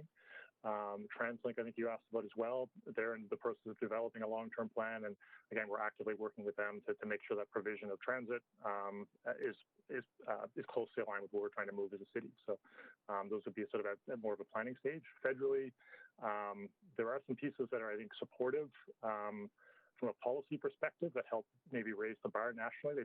BC is probably already ahead of most of those bars in terms of provincial policy. So in terms of where there's direct support for Vancouver, probably comes more through the federal budget and some of the support they provide for transit and electric vehicle charging and things like that. Great. That's great. That's my time. Thank you so much. Thank you, Councillor Carr. Councillor Bly, up to 5. Thanks, Mayor. And thanks so much to staff for the presentation. I'm going to just in the interest of getting to speakers, just keep my questions specific to the transportation pricing aspect of the report. I'm curious from staff, what are the conversations that have been had with the Mayor's Council in Metro and TransLink thus far? Thank you, Councillor Bly. I will pass that question over to Dale Bracewell from our transportation team. Good morning, Mayor and Council. Dale Bracewell, Manager of Transportation Planning. We have, firstly, we submitted a submission to TransLink as part of Transport 2050, as Matt Horn suggested, that this is something of interest, ultimately is being an opportunity for where Vancouver might be able to test out an idea of transport pricing that ultimately might be of benefit for the region to scale up as they continue their Transport 2050 process into 2021. And so we are also constantly sharing with TransLink. They have a new mobility committee, so providing updates as and when, and we provided TransLink also staff an opportunity to review, comment, and share in a draft review of the Climate Emergency Action Plan, and have since received a letter of support for the Climate Emergency Action Plan, and continuing to work together, subject to council direction on this action item. Okay, that's helpful. Thank you. So a follow-up is, I'm curious about if there was any feedback as to TransLink's capacity to expand their work and network given the financial pressures of the pandemic in sort of concert with the timeline set out in the report. I think as per some of the more recent updates at Mayor's Council, it's still a journey that TransLink is undertaking in terms of where transit ridership recovery is and ultimately the impacts on revenue. I think we all were excited about the federal government and the provincial government coming to relieve TransLink of any losses for this year and all the way in through next year. But I think they will ultimately need another investment plan approved by Mayor's Council by June. So we will work closely with them to better understand that. But there's some other fundamentals like SkyTrain cars and additional cars on the Canada line that our understanding is those investments that are already part of a previous 10-year investment line continue on, and some of the bus priority opportunities as well. Right, and I hear that there's two things there, capacity, but also we've heard from a number of people in the community and stakeholders about the need to work at a regional level. And so I guess what I'm trying to understand is, it's an interesting timeline that June TransLink's coming back with a financial update. I wonder if staff considered holding off on this piece of the report to encourage more of that regional dialogue and collaboration to ensure that everybody's in step, especially related to pandemic. TransLink's really suffered, and I'm wondering if they could really say confidently that they can expand their network in time. So did the staff consider pausing this piece of the report until after that claim came back in June? I think that at this point in time, since the next step that is being asked in the recommendation is to develop a strategy, I think the next essentially year and a half would be largely engagement with residents as businesses and including TransLink and how they would help us understand how to best do that with engaging the entire region and working in partnership with more conversations with the province. So I think the two go together, that while TransLink considers its next investment plan, we have a significant amount of engagement on the pricing as a strategy for about the next year now. So I think the two could go together at the same time. Okay, great. And I just have one last question since you brought up engagement there a number of times. That's it. How does, in your expert opinion, based on engagement, how does engagement change when we endorse a plan and then go out to engage versus engage first in a robust way and then come back with recommendations that reflect how does engagement change? And I've just got about 15 seconds. To be clear to council, at this point in time, at least on transport pricing, we have only engaged the public about the comfort level of this being one of the many actions that we feel should be important going forward to meet the 2030 target. So we have yet to begun a direct business and direct resident engagement. It has only been at the level of the actions and moving forward with transport pricing, complementing the other one. So hopefully that clarifies at least for transport pricing where we're at right now. And we're at the 5 minutes. Thanks. Councillor Swanson, up to 5 minutes. Yeah, thanks so much for all the work on doing this report. Really appreciate it. My first question is around the Equity Advisory Group. I know we've gotten emails from different groups, especially for me, seniors and Unite Here, a union that has lots of workers in the downtown, and women's groups wanting to get on that Equity Advisory Committee. Is there a way to do that? Could I direct them somehow? Councillor, that's a great question. I'm going to pass that over to Lisa Brideau, who put together our equity working group. Lisa? Hi, yeah, Lisa Brideau, Senior Sustainability Specialist. Please direct those folks to me. We're going to be setting up a process for, if approved, the new Climate Equity Working Group. Because there were some gaps, some voices and perspectives that weren't on the previous one. So we're looking to fill those. And yeah, so any interested people you have, definitely send them to me. Okay, thanks. And another question I had is about seniors. I've heard reports that in terms of growing age groups, it's going to be the senior age group is going to be growing a lot in the city. And we've already got emails for people that are saying, seniors need to be able to park in front of their homes and things like this. So I'm wondering if we're looking at working with the Seniors Advisory Committee and putting a bit of a seniors lens on this too. Yes, absolutely. We will continue working with the Seniors Advisory Committee and ensuring we're getting input for the variety of different programs, assuming council moves things forward, whether it's parking or transport pricing or even with the building retrofits. We'll continue to get their input. Thank you.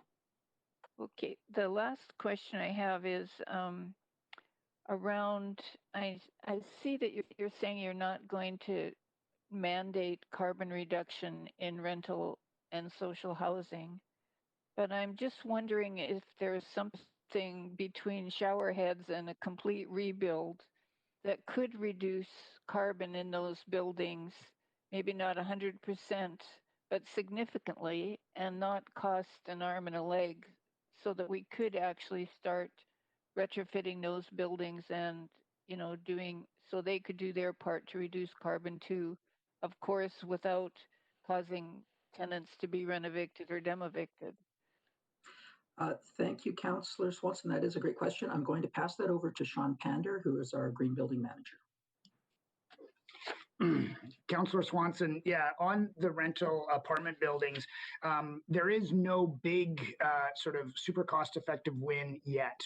Our intention in the short term is to work with Landlord BC and identify buildings that are planning other renovations and provide incentives and work with our partners to get them to fuel switch to better understand those opportunities and to help us remove some of the barriers that exist for those larger multifamily. We don't have the tools in place now to protect the vulnerable tenants and avoid and ensure we can avoid radical rent increases. So at this time, we're not doing anything very significant. We will look at, in addition to the minor improvements, we may look at prescriptive requirements like moving from the makeup air unit that provides the conditioned air to the public areas and the corridors, maybe looking at the viability of heat pumps there, but we do need to understand what those would cost and how those would impact rents, and we don't think they would have rent evictions, but we have a lot of work to do there. So at this point, we're really just focusing on learning more by working with rental apartment buildings to understand better what the opportunities are to reduce. Okay, thank you so much. Thank you, Councillor Swanson. Councillor Dominato. Thanks, Mr. Mayor. Thank you to staff for the presentation this morning. A couple of follow-up questions, largely focused on the equity. The Mobility Pricing Independent Commission that released its report in 2018 raised the issue of really focusing on a region-wide meaningful congestion reduction and transportation pricing approach, and suggested that focusing on one urban center was not advisable. And so I'm just curious if you could expand on so the city going at this alone and not with a regional approach. Dale, can I call on you to respond to that one, please? Yeah, good morning again, Mayor and Council. Yeah, absolutely. I think when the goal is to look and solve regional congestion, I think it demands a regional approach and all the same questions that we're getting about, additional transit capacity to serve Vancouver applied then through the Mobility Pricing Independent Commission. I would note there was a part of the commission that did look at the downtown and the metro core. And while it did conclude that if you're trying to solve regional congestion, it wouldn't be an approach, it recognized that might be a pilot opportunity for the region. And then when we benchmarked the metro core with the size of the cities that everyone compares mobility pricing and congestion pricing to, such as Stockholm, London, and Singapore, it's actually the scale and geography of our Vancouver metro core. So I think it's important context when we're benchmarking where this has been successful for what's being proposed here for a Vancouver strategy that, again, we think has certainly learning opportunities and opportunity to be scaled up for what we still want to see in the region as well. Okay, thank you. I appreciate that. A couple other follow-up questions. If you can give me a perspective on that report also found that while individuals with higher incomes are likely to pay more under such a charge and framework, lower income households will pay a larger proportion of their incomes. And because much of the report we're looking at today has talked about equity, and so I'm curious about that positioning around the potential to be actually burdening lower income families more. Dale, are you able to step in for this one too? Yeah, again, Dale Bracewell, Manager, Transportation Planning. Thank you. And that was actually direct experience shared to us also from Stockholm, who we built a relationship with. I think that, again, moving forward in the next year and a half, when we think of creating a strategy, I think we've all learned more about equity, and we can approach an idea around how do we better support those that are being burdened more, in particular households with lower incomes, disproportionately impacted populations and communities, where our pricing strategy is really towards a climate emergency target, and where we could also, again, as per the explanation of revenue, really look towards some equity outcomes as part of what ultimately can be the pricing strategy for our Vancouver context. Okay. And I'm wondering about what kind of economic impact analysis has been done with respect to proposing the transport pricing at this time. While I recognize the indication that we're talking about doing some further work and we're talking about 4.5 years down the road, but the implications for potentially businesses not setting up in Vancouver because we are the only municipality that has transport pricing in place, and so setting up their businesses elsewhere. Implications for the downtown core. Has that an economic impact analysis taken place? Go ahead, Dale. Not as of yet in terms of an impact analysis, but benchmarking other cities where businesses after implementation of a pricing continue to thrive and support a growing economy. I think we would want to work in partnership with Vancouver Economic Commission, again in parallel with the pricing strategy to better understand. I think those good questions about what would be then specific to our economy and our downtown in particular and businesses. Okay, and then just shifting to the citywide parking permit proposal before I run out of time. Do we have specific neighborhoods we've identified? I know the West End, we already have a program in place, but are there specific neighborhoods that we've had an identified challenge with that prompted this? Thank you, Councillor. I'm going to pass the question over to Alina Cheng, who is our parking manager. Good morning, Mayor and Council. My name is Alina Cheng. I'm the mayor of the parking management. I'm the manager of the parking management branch. So the demand varies across the city. We do have permits throughout. The downtown is definitely an area where we see the highest demand for on-street parking, but certainly throughout, Fairview, around Commercial Drive, and other places, there are residential permit parking in place. So the citywide permit would really respond to the demand that's on street, and the pricing for different areas would vary depending on that demand. I'm going to have to stop you there because we're over time. Councillor Fry, thanks very much. Yeah, thanks, Mayor. And thanks to everybody who's been working on this. This is a tremendous document. There's a lot of information here to review, and obviously there's a lot of thought that's gone into this work. Very much appreciated. I had a couple of just general sort of clarifying questions. I mean, number one is why is Big Move 6 not being contemplated as part of this as well and being shunted over to 2021? Big Move 6 being carbon sequestration for folks listening along. Great, thank you. This is Doug Smith, Director of Sustainability. I'll take that question. Big Move 6, the whole concept of carbon sequestration is relatively new, especially in an urban environment. And we're working with multiple other cities, San Francisco, New York, Boulder, on looking at how cities can really use natural systems for carbon sequestration. But because it is such a new science, we really want to give ourselves a little bit more time to figure out what kind of targets we can achieve, what are the best moves, and how we can partner with people outside of Vancouver, with Metro Vancouver, and even farther abroad to try to achieve these objectives. So it's still a very high priority and very important for us to do. We just need a little more time to dig into it. And also, we have a little bit more time to actually do the work because the sequestration will take time to build up. It doesn't need to be launched as quickly as some of these other actions. But to be clear, this will be complementing moves 2 through 5.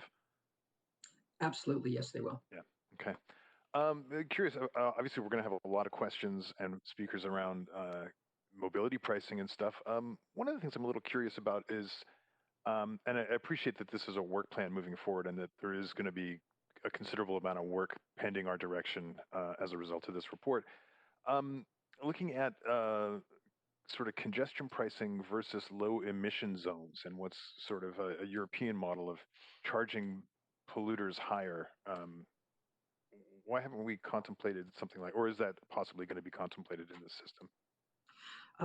I will pass that question over to Dale. Dale, can you respond to that, please?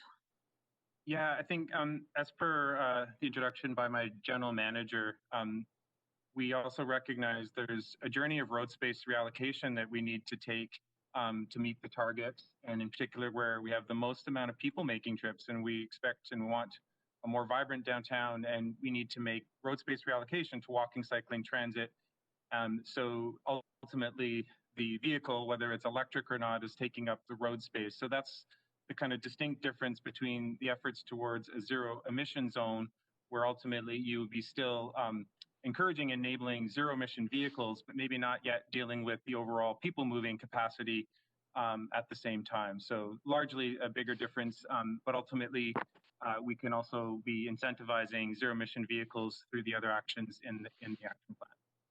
Okay, so low emission zones isn't really off the table necessarily as we work forward.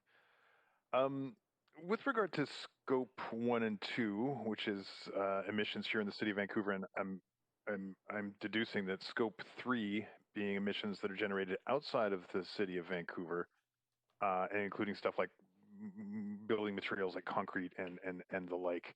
Those are equal, correct? 1 and 2 are equal in volume to 3. Yes, quick answer for that is yes. Essentially, they're pretty balanced in Vancouver's context. But of course, as we drive down our operational scope 1 and 2 emissions, the scope 3 emissions will get significantly bigger. Right. Now, I guess my lead question from that then is, as we're contemplating, say, mobility pricing in the downtown Vancouver, and say we get folks coming from, I don't know, West Vancouver who would rather not drive through downtown and would prefer to take the upper levels, to take the Ironworkers Bridge and go to Burnaby or whatever, and basically bypass the city of Vancouver. Well, the resulting congestion and emissions that would be seen on the upper levels in North and West Vancouver, would that be part of scope 3, the totals? No, those would not be included in our scope 3 emission counts. Scope 3s would count more towards what is directly produced by us. So it would be air traffic, residents flying, the building materials that we use in our buildings, concrete and steel, clothing we buy, and the food we eat would all have impact on scope 3. But, so in my last 15 seconds, how are we accounting for that upper levels traffic? Or... I'll pass that to Dale. I don't know if we have a quick answer for that one, but we could always bring something back. I'm going to have to come back to you on that one. We're just at the 5 minutes. So, councillors, I know everybody's curious here, but just keep an eye on your time that we had a couple now that have gone over the 5, and we do have speakers to get to too, and another round of questions. Councillor Boyle, 5 minutes. Thanks. I will be quick, knowing we have speakers on the line. 2 quick questions on the mobility pricing piece. Are there places where they have started with a whole regional system, or is the more common model what we're talking about here, that we would start with a kind of downtown core and continue to expand and learn lessons as we went? Dale, can you please take that one? Yeah, all the benchmark cities have started with a city center core, a model. Some have just remained and others have then expanded from there. Okay, great. And I wonder what else, I know this would be part of the next scope of work, but I'm interested in any early lessons we might have, or lessons from other transportation work around impact on businesses. And I'm particularly thinking about the increased number of people that cities like London have been able to welcome into the downtown core after mobility pricing because of prioritizing more efficient transportation. So just hearing clearly the concerns from businesses, particularly in this COVID time, and wondering what sort of benefits or impacts we might be able to expect based on our past work. Yeah, very quickly, at a minimum, I think pricing strategy, benchmarking other cities, a 10 or 20% vehicle reduction, higher in terms of ultimately how it might be measured in congestion, all while at a minimum, the number of people making trips stays the same, but more often than not, it increases, and business impacts being neutral or continuing as per they were pre-pricing. Okay, great. And more analysis on that front would be coming if council approves to move on to the next step of doing the work on that plan? Yes, absolutely. Okay, great. I'll leave it at there and just want to say how much I appreciate this work, and particularly the centering of equity in it. Thanks. Thank you, Councillor Kirby. Yeah, thank you. Following up on a couple of the earlier questions, and respect to the letter that council received yesterday from Sav Dhaliwal, Chair of the Metro Vancouver Board. I wonder if I can get specificity, and this is following up on Councillor Bly's question. Did the board actually take a vote on this? Is this an official position of Metro Vancouver? I don't have a direct answer for that. Dale or Matt, would either of you be able to provide any input? I'm not sure. I'd have to follow up. We could certainly do that. Okay, that would be helpful because I'm not aware of one, but I wanted to verify my facts because I know that there's some commentary about being supportive of the work, but it also says a critical initiative will be to work together and have different member jurisdictions initiate and participate. So if we can get follow up on whether that has been voted on as an official position, I'd appreciate it. Moving on to another question, and I want to follow up a little bit on the economic analysis and input piece. And you've sort of talked about other cities as benchmarks, but I guess my question to flesh that out a bit further is that was pre the time when the world was dealing and grappling with COVID, and we now have downtown in a very different situation with, sort of estimates of 10 to 40% of people potentially being in the downtown core, et cetera.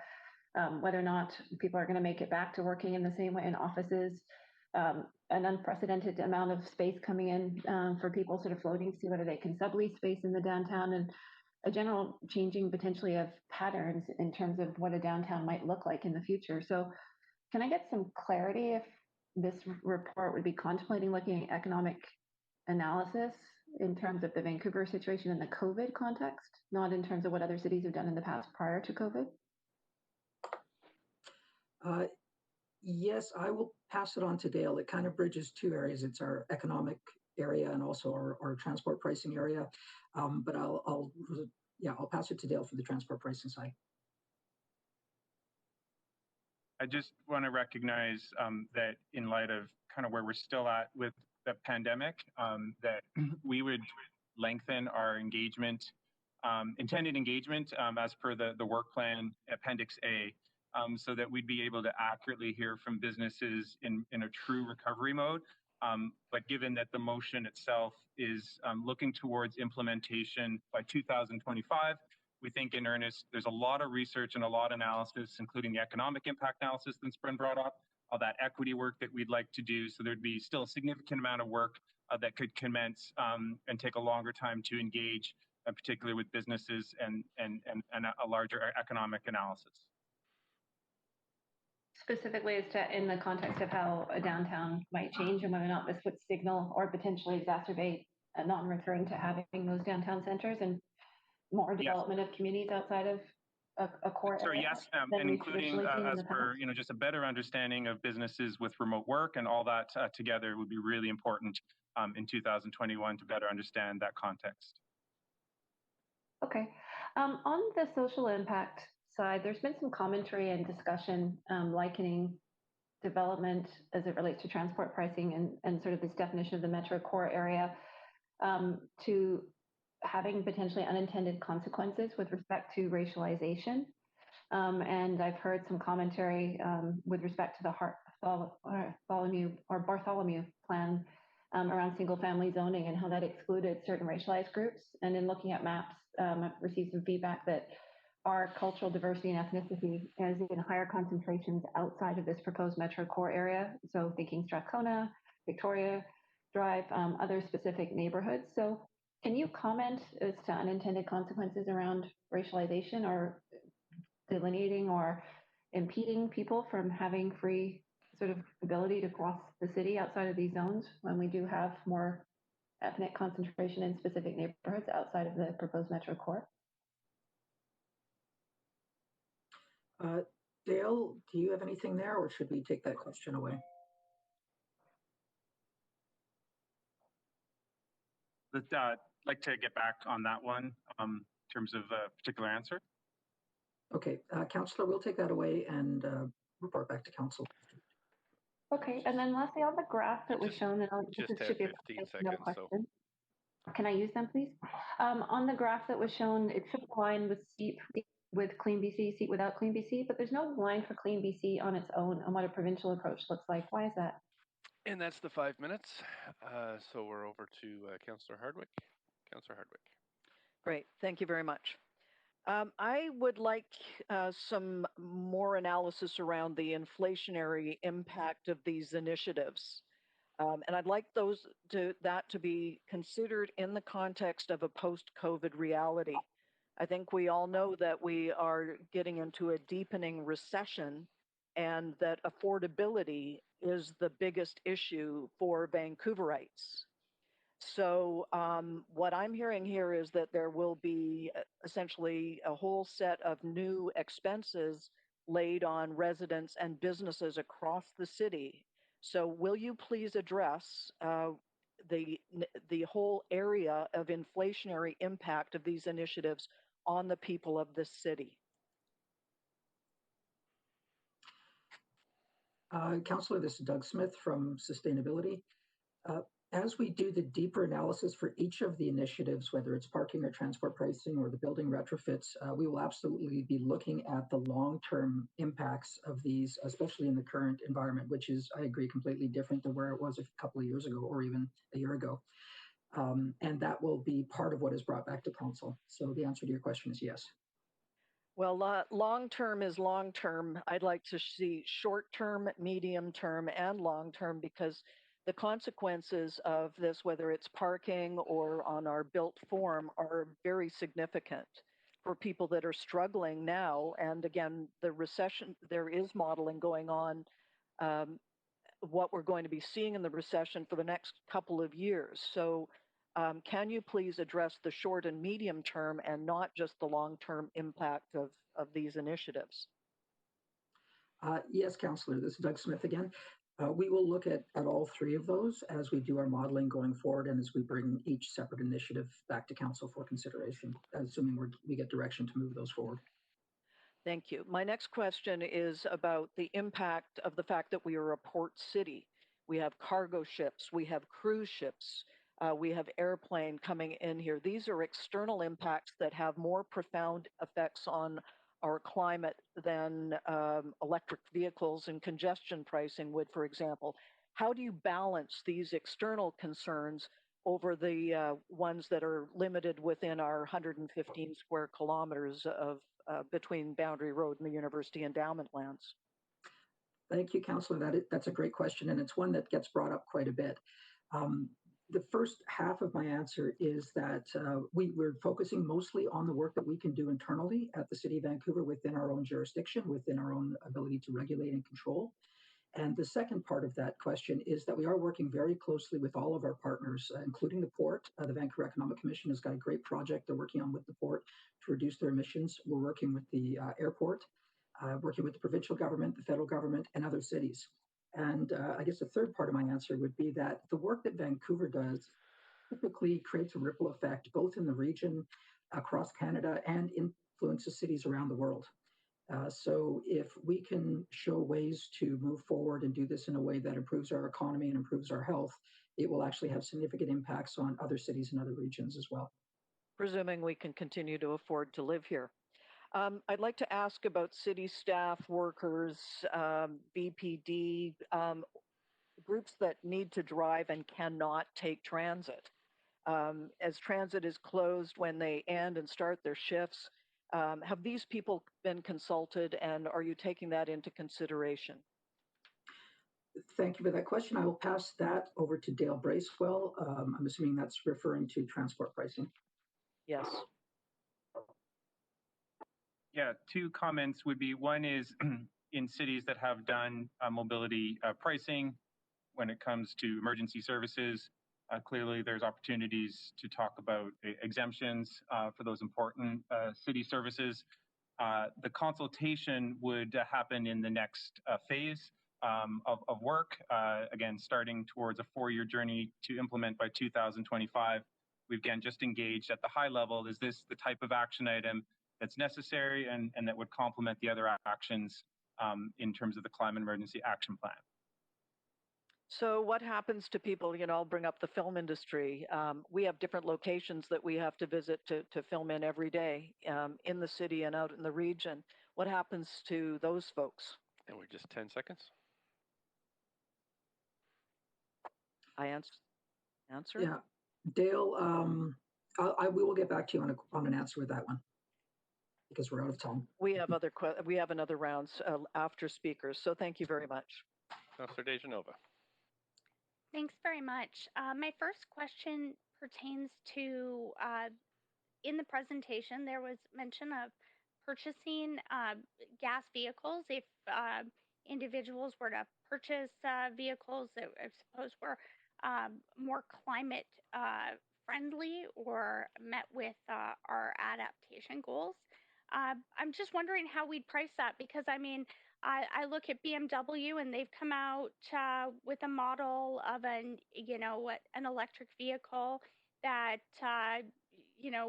also Porsche. We're talking hundreds of thousands of dollars, actually quite a bit less affordable. So although there are some more affordable electric vehicles, how would we be looking at this for people who are choosing electric vehicles but choosing to purchase luxury? Councillor DeGenova, this is Doug Smith. Can you please clarify, are you referring to the parking permit? I'm referring to the parking permit, but also the equity piece and talking about, when people are looking at sort of purchasing a new vehicle and some people can't afford a vehicle that, perhaps meets those standards, but then others, are purchasing vehicles that are electric, but we're talking in the luxury range here. Okay, thank you. I understand the question better now. I'm going to actually pass that to Matt Horn. If you can answer this one, please. Thank you. Yeah, sure. So if I understand it correctly, the approach being recommended would be the residential parking permits on a citywide basis instead of that base permit, and then the surcharge only applying to higher end gas and diesel, new gas and diesel vehicles. So if someone was purchasing an electric vehicle, whether it's a middle cost or an upper cost one, that surcharge would not apply. Similarly, if someone is driving an older vehicle or purchasing a lower cost vehicle, that surcharge would not apply. It would only apply for higher end new gas and diesel vehicles. Okay, and does this mean that the city will not any longer ourselves be purchasing any gas or diesel vehicles or approving any recommendations for those in fleets? I can take that one. This is Doug Smith from Sustainability.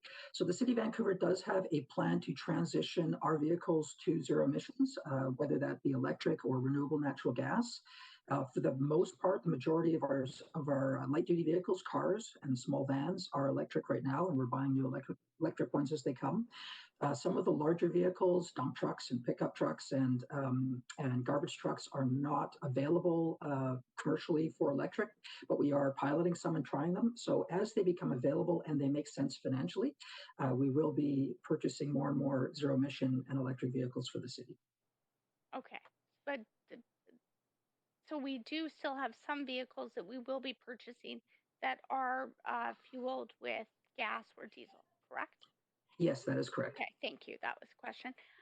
Then I note also in the presentation, staff had talked about renovictions and the reason for not holding perhaps rental to the same regulations that we would be single family homes, I suppose detached single family residences.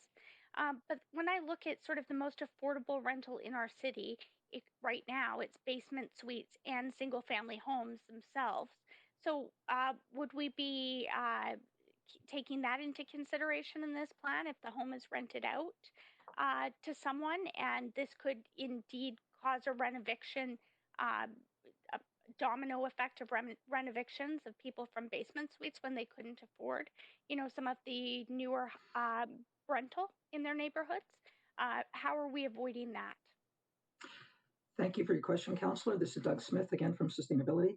So the right now we are only considering excluding the rental and the non-market housing as we move forward with the the retrofit requirements. However, it is relatively early days, and if council does give us direction, the next step would be to do that next level of research, including looking at all of the implications to other forms of rental, whether they be basement suites or homes that are being rented out. Another important point. I'm just going to take my last 6 seconds to move for another round of questions, if possible, Mayor Stewart. I did move it before my time. We already have moved for a second round of questions. Okay, my apologies. But I after sent it out. speakers. Oh, of course. Okay, thanks very much. Thank you. Thank you. Okay, Council, that's it for Council's first round of Council questions. It's 11:30. We are going to move on to speakers, but we do have,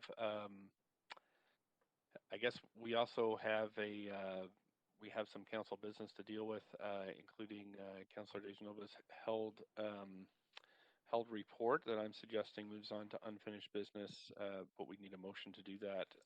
So moved, Mr. Mayor. Okay. Do I have a seconder for that? Second. Seconded, Boyle. Right. Point Mayor of Stewart? parliamentary procedure. Okay. Go ahead, Councillor Dejanova. Mr. Mayor, we're talking about the council meeting following the standing committee. Would that be correct? I believe it would be unfinished business in the standing committee meeting. Isn't that correct, clerks? Yes, Mayor Stewart, that would be the recommendation. I also want to flag for item 3 as well, if possible, to include that item. So if we could move both of those reports to the unfinished business in the standing committee meeting. I did have we do have a seconder for the first motion, so let's call a vote on that one. This is moving report number 2 held by Councillor Dejanova to the unfinished business section of the standing committee meeting, which is tomorrow. So I'll call yeas and nays. All in favor, yay. Yay. Opposed, nay. Okay, thanks. And we'll Just move. a point of parliamentary procedure, Sure, Mr. go Mayor. ahead. Sorry, when you have a moment. But I see Councillor Boyle ahead of me on the queue. So I'm gonna wait my turn. You can call those without being on the queue, so go ahead. All right, thanks so much. I'm mindful of the fact that we have a bylaw on here for veterans parking that I understood would be enacted today, and then my concern is if we don't get to that today, that indeed that bylaw wouldn't be enacted, and we might see our veterans getting parking tickets. So I just wanted to check in with you as a point of parliamentary procedure if we'd have to pass that today to enact the bylaw. I think the clerk has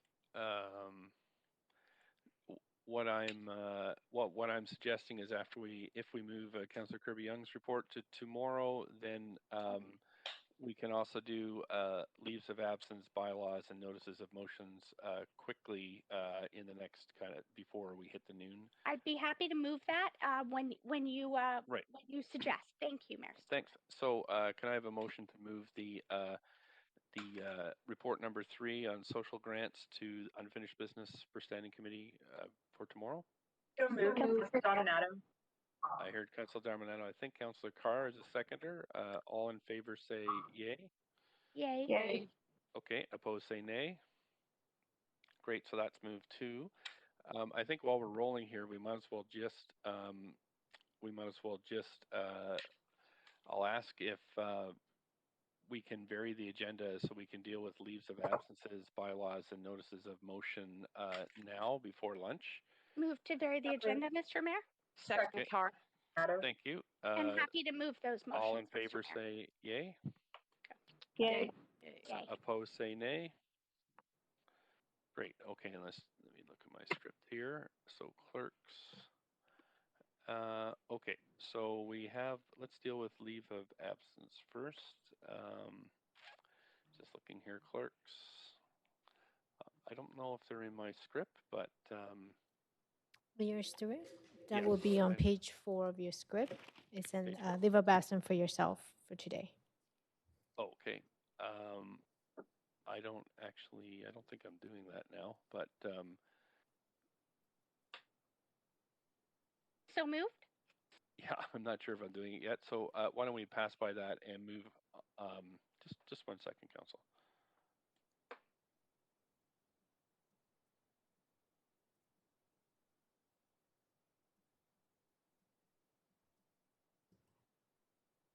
Sorry about that, Council. I do need a request for leave of absence for myself from 4 to 6 today from the quarter revision.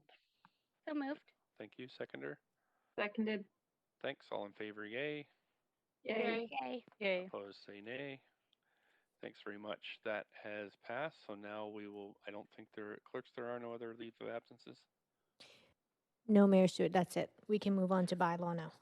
Great. So we'll I'd like to move the bylaw, Mr. Mayor, please. Right. Thank you. Okay. Well, I have to ask first if there's a conflict of interest. Anybody have a conflict of interest on this? Yes. This Councillor, we have a conflict of interest on this because as a director of Easy Park, and I just came back on, you guys were jumping on to work Sure, that's no problem. Begin So to without me being involved. So I wasn't involved in the last couple of votes. Okay, sure. We'll just ask you to excuse yourself for this this item. So we have it moved by Councillor Dejanova. Do we have a seconder? Second, Councillor Bly. Thanks. And I'm going to check I have quite a few folks on the question queue. I'm just going to call verbally. Anybody? Does anybody wish to debate this bylaw? Okay, thanks. I'm going to move on to calling the vote then. All in favor say yay. Yay. Yay. Opposed say nay. Great. Thanks very much, Council. That motion has, the bylaw has passed, and the approved bylaw can be found on the city's website. So now I believe clerks were moving to notices of motion. Let me just, yeah, so notices of motion, Councillor Dejanova, go ahead. Sorry, Mr. Mayor, that's a holdover. Okay, For Councillor the Bly. items I was speaking about. Councillor, notices of motion, Councillor Bly. Petition for the removal of the Alma Street building line. Okay, thank you. And clerks, make sure that you send the text in the clerks if you haven't already done so. I have somebody in the speakers list that says the city clerk, which Mayor Stewart, that should be you. Yes. Okay, thanks. Council, so if I can ask, actually, I'll just put myself a little later on the list. Councillor Dominato, please go ahead. I have, it's inquiry, so I'll wait till notice of motions are done, so I'll go back on the list. Okay, thanks. Councillor Swanson. I have a notice of motion protecting tenants from real estate investment trusts. Okay, thanks very much. Okay, Councillor Kirby-Young. Yeah, I have a notice of motion jointly submitted with Councillor Fry entitled Sustaining Vancouver's Chinatown. Okay, thank you. Councillor Dominato, if you could just take over while I give my notice of motion. Certainly, Mr. Mayor. Go ahead. I think you're the deputy yes. deputy mayor this month. Great. Yeah. Okay, thanks. Go ahead. And my notice of motion is working with senior governments to address the overdose crisis. Thank you, and that's it. Can I take the chair back? Yes, go ahead, Mr. Mayor. Okay. Yeah, Councillor Dominato, and you had an inquiry. I do have an inquiry. I just want to see if Councillor Boyle has a notice of motion first, because I think that's first. I don't. I have a inquiry as well. Okay, great. So we'll move on to inquiries. Councillor Dominato, please go ahead. Thanks, Mr. Mayor. Yeah, so this is more informational to share with Council and members of the public, is that through a partnership of the Netherlands Liberation Committee, the City of Vancouver, and the VSO, this Saturday, November 7th at 4:30, Global TV will be broadcasting 75 years later, The Sounds of Freedom. This is specifically a broadcast that remembers and commemorates and celebrates the end of Second World War in 1945, and in particular, the sacrifices made by our Canadian soldiers and veterans to liberate the Netherlands. It will recognize the significant contribution the Canadian Armed Forces made. I believe 11 million people, Canadians contributed more than 1 million soldiers. Over 45,000 Canadian soldiers lost their lives overseas fighting in World War II, and 55,000 were wounded. Over 7,600 Canadian soldiers are buried in graves in the Netherlands. And in recognition, the Dutch Netherlands Liberating Committee wanted to recognize the efforts of Canadians overseas. And because we won't be celebrating in person this year, this film will be broadcast, like I say, in partnership with the VSO and through the City of Vancouver, through the Orpheum, and Global TV will be broadcasting that on Saturday at 4:30. And so I wanted to share that with members of the public. Thanks very much. Excuse me. Councillor Boyle. Thanks. And this is really more of a point of privilege, but I wonder, noting we're at 20 to 12 and we have quite a few speakers to the climate emergency report we were just dealing with, if the clerk could give the public a clear sense of the order of events and when people might expect to speak to that report when we run out of time at lunch. Sure. So I can just go through the what's going on today. So at noon we break until 1, where we go in camera. We go in camera from 1 to 2:30. Then we have a hard start for our next report at 2:30. Then we break at 3:30 because we have to get ready for a court of revision, and that is it for today. We come back for the standing committee tomorrow. We would pick things up again with the majority of speakers on Thursday. Okay, so just to clarify, any speakers to the climate report we don't get to by noon, we will resume that item as a hard start at 3 o'clock on Thursday? That's right. Okay, thank you, Mayor. Great, thank you. Councillor DeGenova? Thanks very much, Mr. Mayor, and I think that Councillor Dominato opened it appropriately, and appreciate the notice of the event and awareness for the showing of the film, and because we can't be in person, that being done virtually. But I just also wanted to share that it is Veterans Week from November the 5th to 11th, and it's a time for us to honor those who've served in Canada, past and present, in times of war, conflict, and peace. And also just wanted to note that this year's theme is the 75th anniversary of the end of the Second World War. And I understand that there will be some Remembrance Day ceremony initiatives. Of course, to meet the distancing guidelines, we won't all be able to be in person and see the parades that usually take place on Remembrance Day. But just on a note of personal privilege, Mr. Mayor, I wanted to just note that November 11th being Remembrance Day and us not having another council meeting before that day, just to share that with council, acknowledge that, and note my thanks and appreciation, for the rights and freedoms that we have here in Canada, that I'm very thankful for, and that is in part to our veterans and the sacrifices they've made. So I did want to say that, and also wanted to thank council and our staff as we just passed the bylaw to amend parking bylaws to allow for year-round parking for those with veterans plates. I think it's a nice way to appreciate those who have served and who do serve, especially now in times of COVID-19. So thank you, Mr. Mayor. Just wanted to share that. Thank you. Councillor Kirby-Young, up to 5. Yeah, just a quick point of procedure, if I might. Can you clarify, please, when we will be doing council member motion introductions today? Will that happen today, and at what point?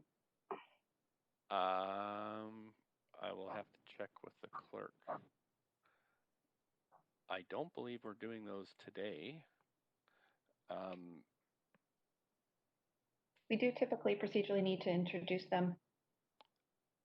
After I'm just getting a note from the clerk that it's after deal with climate, because there are no speakers to the there's no speakers to the one motion that we have. So that would be directly to debate and decision. Okay. But after the conclusion of the climate item, is that correct? That's right, after conclusion of the climate item. Okay, thank you. Okay, sure. Thanks. Okay, that's it, council. So I think that finishes our business now. It's 11:45, so we have up to 15 minutes for speakers. And just checking my list, we have a number of speakers that are on the line and ready to go. Just let me check my list here. Okay, So we have Robert Weeks, President of Firefighters Local 18 on the line, I believe. Mr. Weeks, are you there? Mr. Wu, we're just getting the speaker on the line. Speaker, are you there? Yes, I'm here. It's Robert Weeks. Great. Thanks very much, Mr. Weeks. Thanks for participating today. Please go ahead, up to 5 minutes. Great. I'll try to be brief. First of all, I want to thank council and staff for recognizing the climate emergency that we are in. As you know, April 19th, 2019, council saw fit to add an amendment that was passed and directed staff to work with unions on sustainable commuting. Certainly, we want to thank you for asking staff for their input. It is that kind of collaboration that we firmly believe will lead to better outcomes. As a result of that amendment, we took the initiative and started working with Simon Fraser University and conducted a study on environmental impact of moving to what is the normal schedule in the firefighter industry, which is the 24-hour shift. Our study that we sent to you found that we removed 833 tons of CO2 by moving to that shift schedule per year. That is equivalent to burning 1 million pounds of coal. This study was verified by a group of SFU professors, and they all agreed that our study highlights an important direction for policy dealing with the City of Vancouver's Climate Action Plan. This 833 tons of CO2 is a conservative number, and it doesn't start to look at the operational savings or CO2 emission reductions. This is only as a result of commuting cut in half by your employees, my members. Unfortunately, despite your April 19th direction for staff to engage with us and repeated attempt by us to work with our department, we were not engaged, although we are hopeful moving forward that this changes. This study also does not address the other benefits of the schedule. Not only is the 24-hour shift clearly better for the environment, it is better for employee engagement, employee enablement, it's better for mental and physical health, and it is a better operational schedule. And again, it is the norm in the firefighter industry. Roughly 80% of firefighters across North America work this type of schedule. We're hopeful you consider this no-cost schedule change as a way to significantly reduce our carbon footprint. We also hope you can continue to consider our input for best ways to address the climate emergency. And I'll stop my comments there. Thank you. Thanks very much. You have some questions from councillors. Council, just a reminder, you have up to 3 minutes for your questions in this round. Councillor Carr, up to 3 minutes. Yes, great.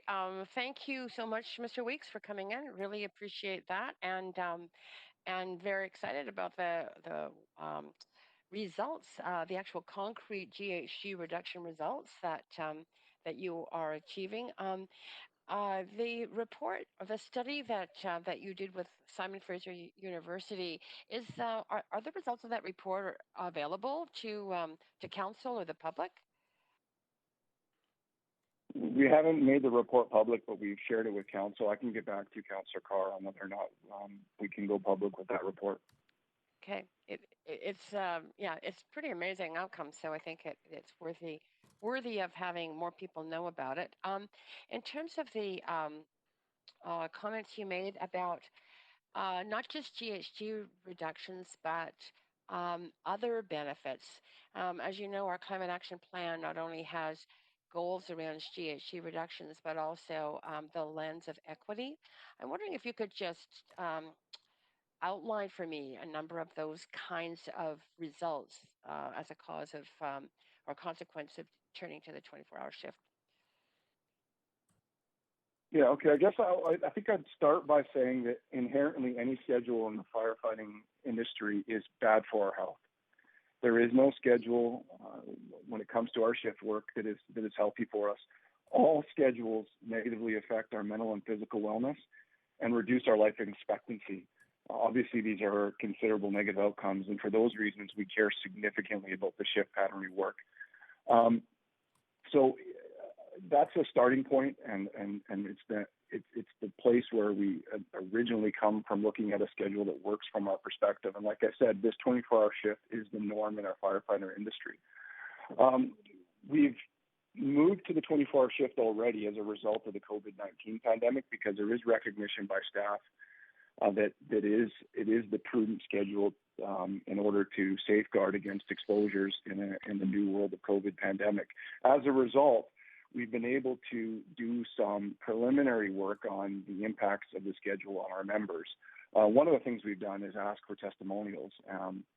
We asked for testimonials, and within a week, we had over 180 of our members reply with significantly positive stories about their sense of health and well-being, dramatically improving, their family life dramatically improving, their work-life balance dramatically improving.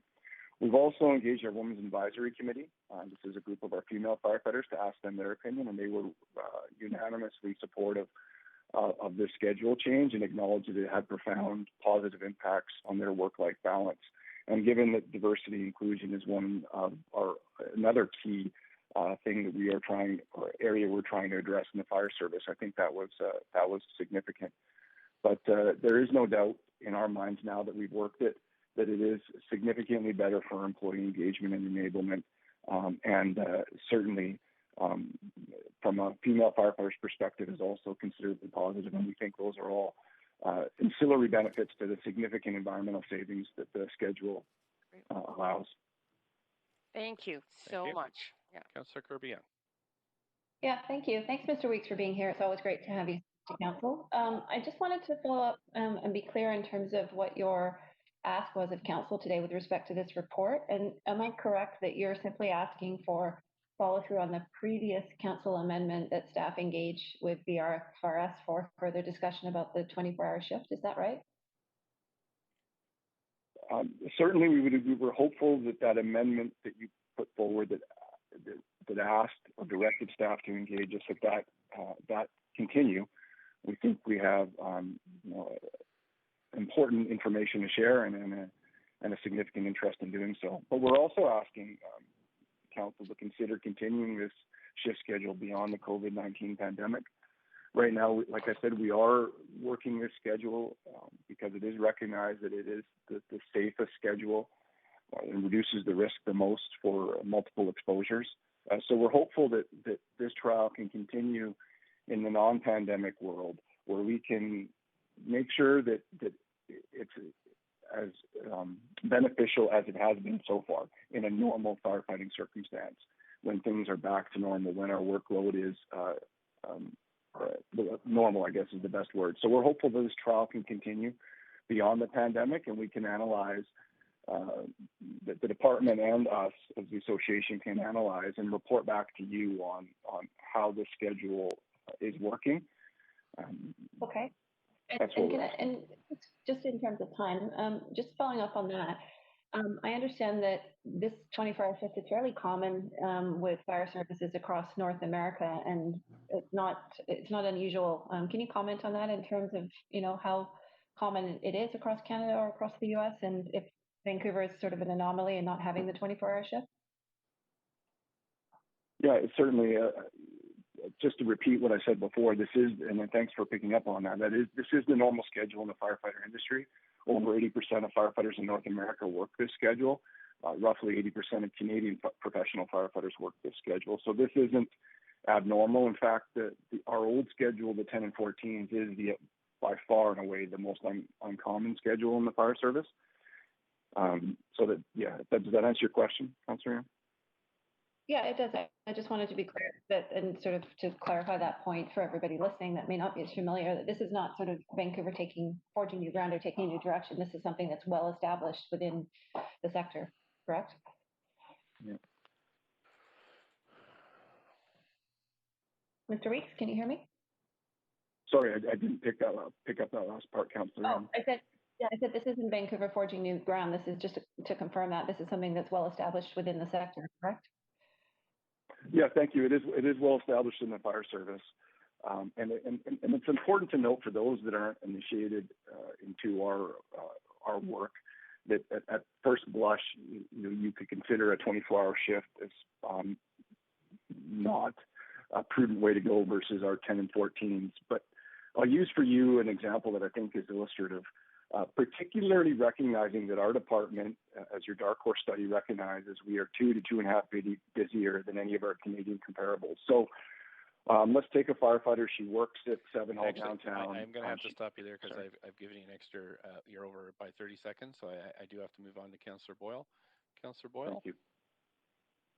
Thanks, Mr. Weeks, for the support of the plan and the commitment from Fire to want to do their part in reducing emissions. I was going to ask a similar question to Councillor Carr around the co-benefits of this. So I guess if there's anything you want to add in terms of both the carbon emissions, but the benefits for families and parents working in the fire service and mental health and those sorts of co-benefits to reducing commutes.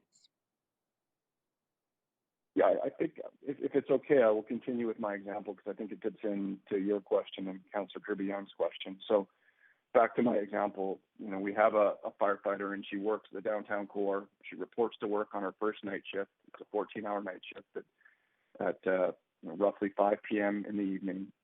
She works her night shift, which is not abnormally busy. That's a very busy fire hall, and in fact, it's not even one of our busiest. But it's although the firefighter tries to get some rest, it's more likely than not in our busy department that we are up most of the night, which is expected. Now you finish your shift at 8 in the morning, and now you commute home, and for most of our members with double incomes, that is our normal world that both partners work, or they're saying, well, they have commitments they have to live up to during the day they have off before they report back to their night shift that same night at 5 p.m. once again. So in this example I'm giving you, this firefighter's been already up all night already, and then moves into their second 14-hour night shift.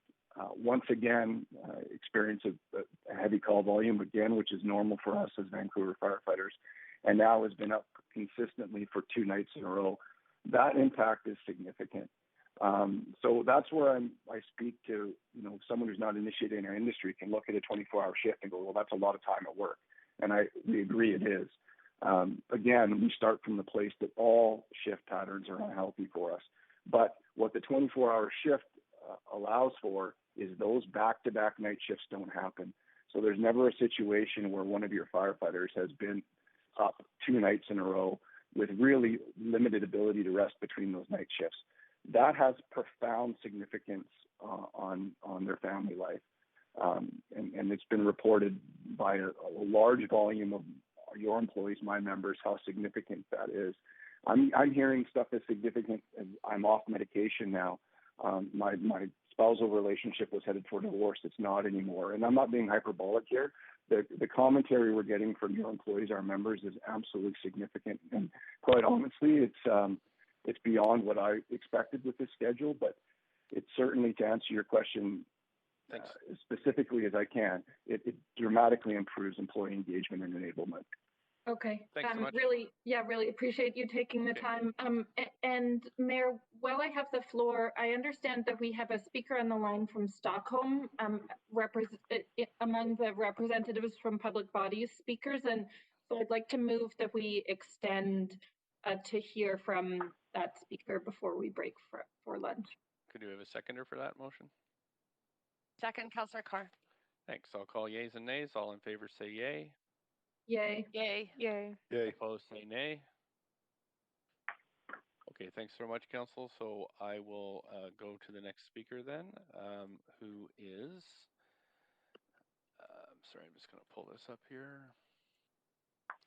We have Matthias Lundberg, head of the Department of Transportation Planning, City of Stockholm. Mr. Lundberg, I believe you're participating on our WebEx system. Welcome. If you're there, you have up to 5 minutes. Thank you. I guess you can't see my slides, but then I just go through what I was supposed to say anyway. Okay. I was asked to just give a short about the experience we've seen from Stockholm when we introduced our version of mobility pricing, the congestion charges that are now almost 15 years old. We had in 2006. And it's a cordon across the inner city area. You pay both entering and leaving the zone. And the charge is time variated during the day, so it's higher in peak hours and lower during the day. And then it's free of charge in the nights and on the weekends. And the charge was initially about $1 during day and $2 in peak hours. And that was enough to reduce the traffic across the cordon with some 20%. And that was an effect that we saw was long-lasting, even though over the years more people moved to Stockholm and our income levels increased, stuff like that. We saw that the traffic effect stayed the same with this 20% reduction. So that means over time you get an adaptation, you get a larger per investment or paid on it.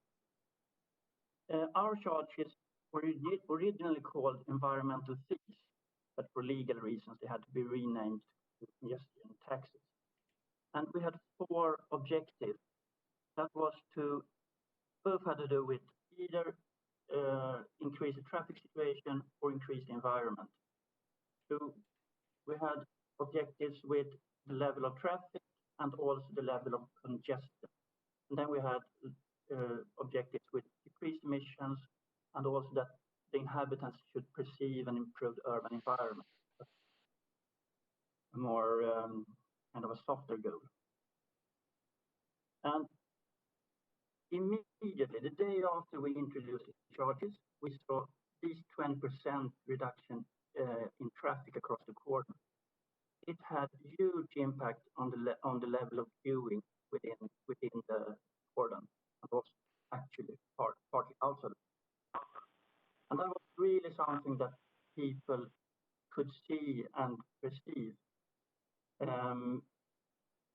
And since I heard that a lot of your discussion has to do with equity, acceptance, and what will happen with businesses, those were issues that were very crucial also in the debate in Stockholm. It was a very controversial proposition that was introduced. But I would say after the charges was introduced, almost all of those concerns have more or less completely died down afterwards. We see that people have done much more adaptations than they themselves believe. We know that of the private car traffic passing the cordon, that was decreased by roughly 30%. But when we ask people how they have changed afterwards and aggregate that, we only find like a quarter of that change when they report how they change. So that means that adaptation is a lot easier than people tend to believe beforehand. And also that people don't really know how they travel each. When it comes to emissions, we saw some 10 to 14% less emissions in the inner city. That is both pollutants and carbon dioxide. And also on the county level, in inner city of Stockholm is a very small geographical part of the county. We saw a reduction of 2 to 3% of the emissions of carbon dioxide. It's a lot for a single measure. There were many concerns about what will happen with businesses, and we tried to really evaluate that both ex ante and ex post, but we couldn't see any negative effects on businesses at all, actually. And nowadays, there is like no debate among businesses that I hear of anyway. Yes. As far as it goes with public acceptability, we had a small majority against the charges before when the plans were first discussed. And then gradually, as details emerged, the negative opinion got larger and larger. So the largest proportion of negatives we had just before, sometimes before the system was actually introduced, and it was introduced as a pilot. And then more or less immediately afterwards, acceptability levels increased a lot. They went up first to 50%, and then now they're up to some 70%. Thanks very much. I'm going to have to stop you there. You do have questions, yeah, and I'm ready there, so that's fine. Okay, thank you. Councillor Carr has a question for you. Up to 3 minutes, Councillor Carr. Yes, thank you. I very much appreciate you joining us. It's very good of you to spend this time on this issue with us. So one of my questions is the concern from businesses currently around, for example, the costs of getting deliveries or the movement of goods. Can you explain to me how that worked out in Stockholm? I see there was a maximum amount per day. What was that maximum? And as I say, how have been businesses affected by the charges in terms of deliveries? Yes, we had already then and also now we have the maximum charge per day corresponds to 3 charges in peak hours. And that is for most businesses a very small cost compared to their cost for the lorries and for the drivers. So there were some concerns before the charges were introduced, but I haven't seen anything about it in the debate. And is that because you mentioned about drivers? Is that because the congestion eased traffic? I mean, the congestion was reduced, and therefore the time involved in driving was reduced as well? Exactly, excellent remark. I should have said that the time savings are a lot larger for them, economically speaking, than the cost of the charge. Right. And also, if you wouldn't mind explaining to me how issues around equity, people who live in an area who may be also lower income, who may be needing to access the core area for a medical appointment, are there charges different for those circumstances? We try to have as few exemptions as possible to make the system simpler and also more fair, I would say. And the effects you'll get always, I think, depends a lot on the specifics in your city. In Stockholm, in the central part of Stockholm, we don't have that many low-income households, and they're not using cars normally, at least not in peak hours. It's hard to find a parking space, for example. So there are very few low-income people that are really severely affected. Okay. And one final question. You talked about how public opinion was negative before this came into place and then very supportive afterwards. Do you think there's a risk in doing extensive consultation beforehand that there would be that negativity would be a problem? Yes, unfortunately, but I can't see a good way out of that dilemma. Since, I mean, of course you want to have consultation. We solved it by introducing it as a pilot. But me, myself, I thought that was a crazy idea because it was extremely expensive. And we stood the risk that we would just have the system up and running for 6 months. But in the end, it really helped us. Thanks so much. Councillor Kirby-Young? Yeah, thank you. Hi, Mr. Lundberg. Thanks for being on the line. I know it's late for you. Just a couple of quick clarification questions. You mentioned on one of your slides that alternative fuel cars were exempt. So just for clarity, you didn't apply it to all vehicles, which I believe is what staff are proposing here for Vancouver, but you exempted electric vehicles. Is that right? There weren't that many electric vehicles at that time. We exempted environmentally friendly cars, so that was mainly ethanol-driven cars at that time. But that exemption was discarded after some 3 years or something because it became almost too popular. So we saw that we wouldn't be keeping the congestion reduction if we had too generous rules for the environmentally friendly cars. Okay, I appreciate that clarification. So you started with it, but then you did away with it, correct? Yeah. Okay, and then just following up on Councillor Carr's question with respect to people that live within the core, and I know you mentioned not many of them necessarily are using cars, but just to be clear, there were not any fee exemptions for residents living within the defined area? No, none at all. Okay, so if somebody had to travel in and out, they were subject to the same fees as somebody that needed to travel in? Yeah, but it could be good also to bear in mind that it's not such a big cost for most people, even for low-income people, at least not in Stockholm. Okay, because you kept the fees. Most people don't have to do that travel several days every day. They do it maybe once a week. Okay, and is that because you have so many people that live and work within in that core area that you had defined? Several reasons actually, but the private car isn't an attractive alternative in the central parts of the city. It's several reasons for that, such as finding parking, but we also have an excellent public transport.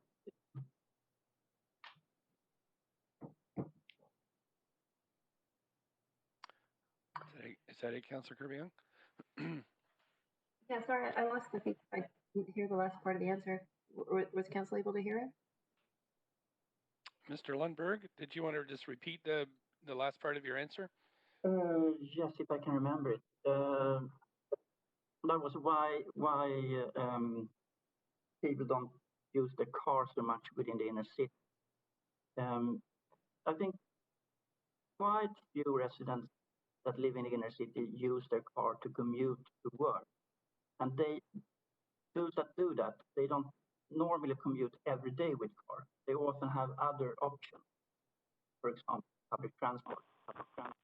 Okay, thank you very much. Thank you. Councillor Dominato, up to 3 minutes. Thank you, and thank you for joining us. I have a fantastic city. I have great memories of being there. I wanted to just ask you about your transport pricing program, and is it city-wide, and does it include also your adjacent municipalities and cities? It's actually a cordon across the inner city of Stockholm. Okay. And that is only within the municipality of Stockholm. Okay. Which facilitates a lot from a judicial point of view and having fewer actors. And formally, it's actually a government tax. So we have to agree, you can say, to be able to implement. Okay. Okay. Thanks. And then I just want to touch on public transit and how critical you see that to being helping with the success of this. And I asked the question in the context of we do have a really robust public transit system in the Metro Vancouver area, so across not only the city of Vancouver but other municipalities. It's actually incredibly great for getting into the city, but not necessarily as successful around moving around different parts of the city. So if you're in some of the more southeast, northeast quadrants of the city, moving through the city is actually not as easy with some of our public transit currently available. I'm just curious, do you believe public transit is really vital to the success of this type of proposal? No, I don't think so. But I think you have to design your system carefully. You have to take into account city-specific issues. I've once been to Vancouver, and I think your public transport system is also a good public transport system. But I'm not aware of all the details.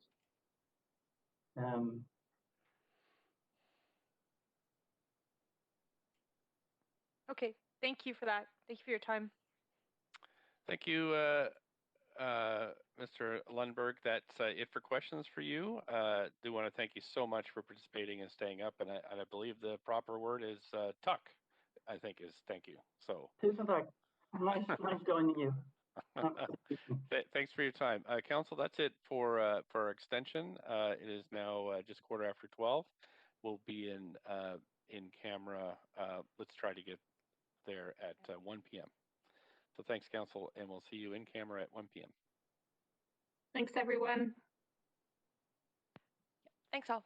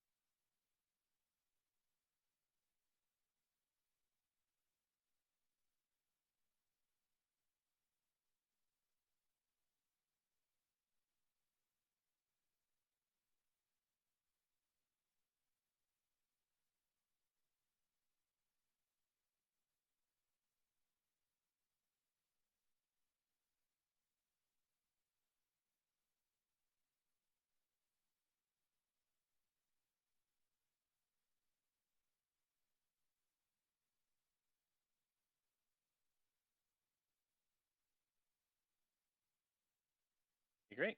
Right, so we're going to keep working through our speakers list, Council. Just looking here, we've got, going to check with the clerks here. 1 second. There we go. Right, we're not going to speakers.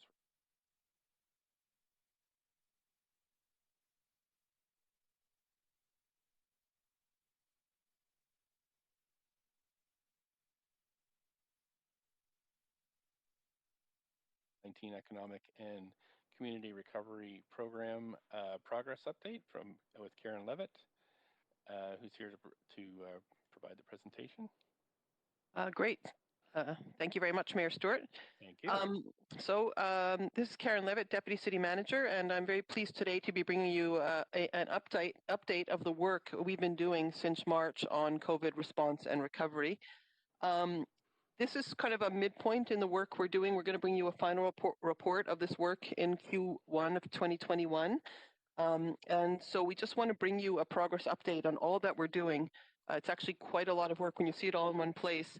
To share with Council what we've been doing to help the business and communities out there in Vancouver with regard to recovering from all the impacts of the pandemic. I'm going to make a presentation, but before I do so, I'm going to introduce Jonathan Law and Keith Martin from McKinsey Consulting. We were fortunate enough to engage Keith and John early on in this process, and they, over the summer, produced a report for us that had some background on business recovery specifically. They looked at specifically economic forecasts, which at that point there was, we have a little more uncertainty now, but back thinking in the spring, we really didn't know which way everything was going to be going. And so they're going to share some of that updated work with you today. And they also importantly shared with us some early thoughts on what other jurisdictions were doing to contribute to business recovery. Again, these were in the days when nobody really knew what to do first. And McKinsey helped us with some great clarity of direction as we ramped up our own recovery efforts vis-a-vis business. So in the interest of keeping things tight, the order is that Keith and John are going to present to you for about 20 minutes, and then I'm going to present to you for about 15, and then we'll open it up for questions and comments from Council. So Keith, over to you. Thank you. Thanks, Karen. It's actually John Law here. I think I'll kick us off first. Keith is going to present some materials. Hopefully everyone can see it and can hear me okay? We can see it fine and hear you. Wonderful. Thank you again, Karen. Again, my name is John Law. I'm a senior partner at McKinsey. I help lead our work with public sector clients across North America, and I founded our economic development practice about a decade ago. While I'm based in New York now, I was born and raised in Vancouver, and many of my family members still reside there. I remain deeply passionate about the city and its success and its hockey team. And while today is a historic day in the U.S., I truly wish I could be there with you in person today and under happier circumstances. As Karen mentioned, my good colleague Keith Martin, who's a partner in our Vancouver office, is with me. He leads our client service to public sector entities in British Columbia. I'd also like to acknowledge another member of our team, Wessing, a consultant in our Vancouver office. As Karen mentioned, we're engaged by the city this past summer, and I just wanted to share some of the highlights from our work. I'll move quite quickly through the materials, but welcome questions after the presentation. I think one simple, preliminary comment I would make is, of course, that COVID-19 is first and foremost a global humanitarian challenge. Thousands upon thousands of health professionals, of course, are battling the virus, putting their own lives at risk. And so I just want to say that up front and to acknowledge that, but also to keep in light of some of the economic factors that we are talking about is much more focused on the economic side as opposed to the health side, which is, of course, equal if not more important. There are three particular topics I wanted to cover today. One is just a little bit of the global and local economic perspectives around what we're seeing with how COVID is impacting the economy. Second is some lessons from other jurisdictions, both past and present, I would say, from past crises and present. And then Keith will talk a little bit about what this might mean for the city of Vancouver and some relevant opportunities. All this is informed by our own research as a firm, as well as our work with a number of governments and clients across North America with different governments and jurisdictions. Let me start with a bit of a prospective view of how we see the crisis unfolding and its impact on the economy. We believe that the right way to think about how the crisis might impact the economy is to think in terms of scenarios. It's always challenging to provide projections of how the economy might be affected by any particular event, and the uncertainty here has been greater than most other crises. So we wanted to structure it a little bit, and we look at two primary variables. On the y-axis here, we look at the range of different outcomes in terms of the spread of the virus and the public health response. Everything from what we would call rapid and effective control of the virus to what we would call a broad failure of public health interventions. On the x-axis, on the other hand, we look at the effectiveness of the economic policy response. Everything, again, from highly effective to ineffective. What you have is this 3x3 then of different shapes of the recovery.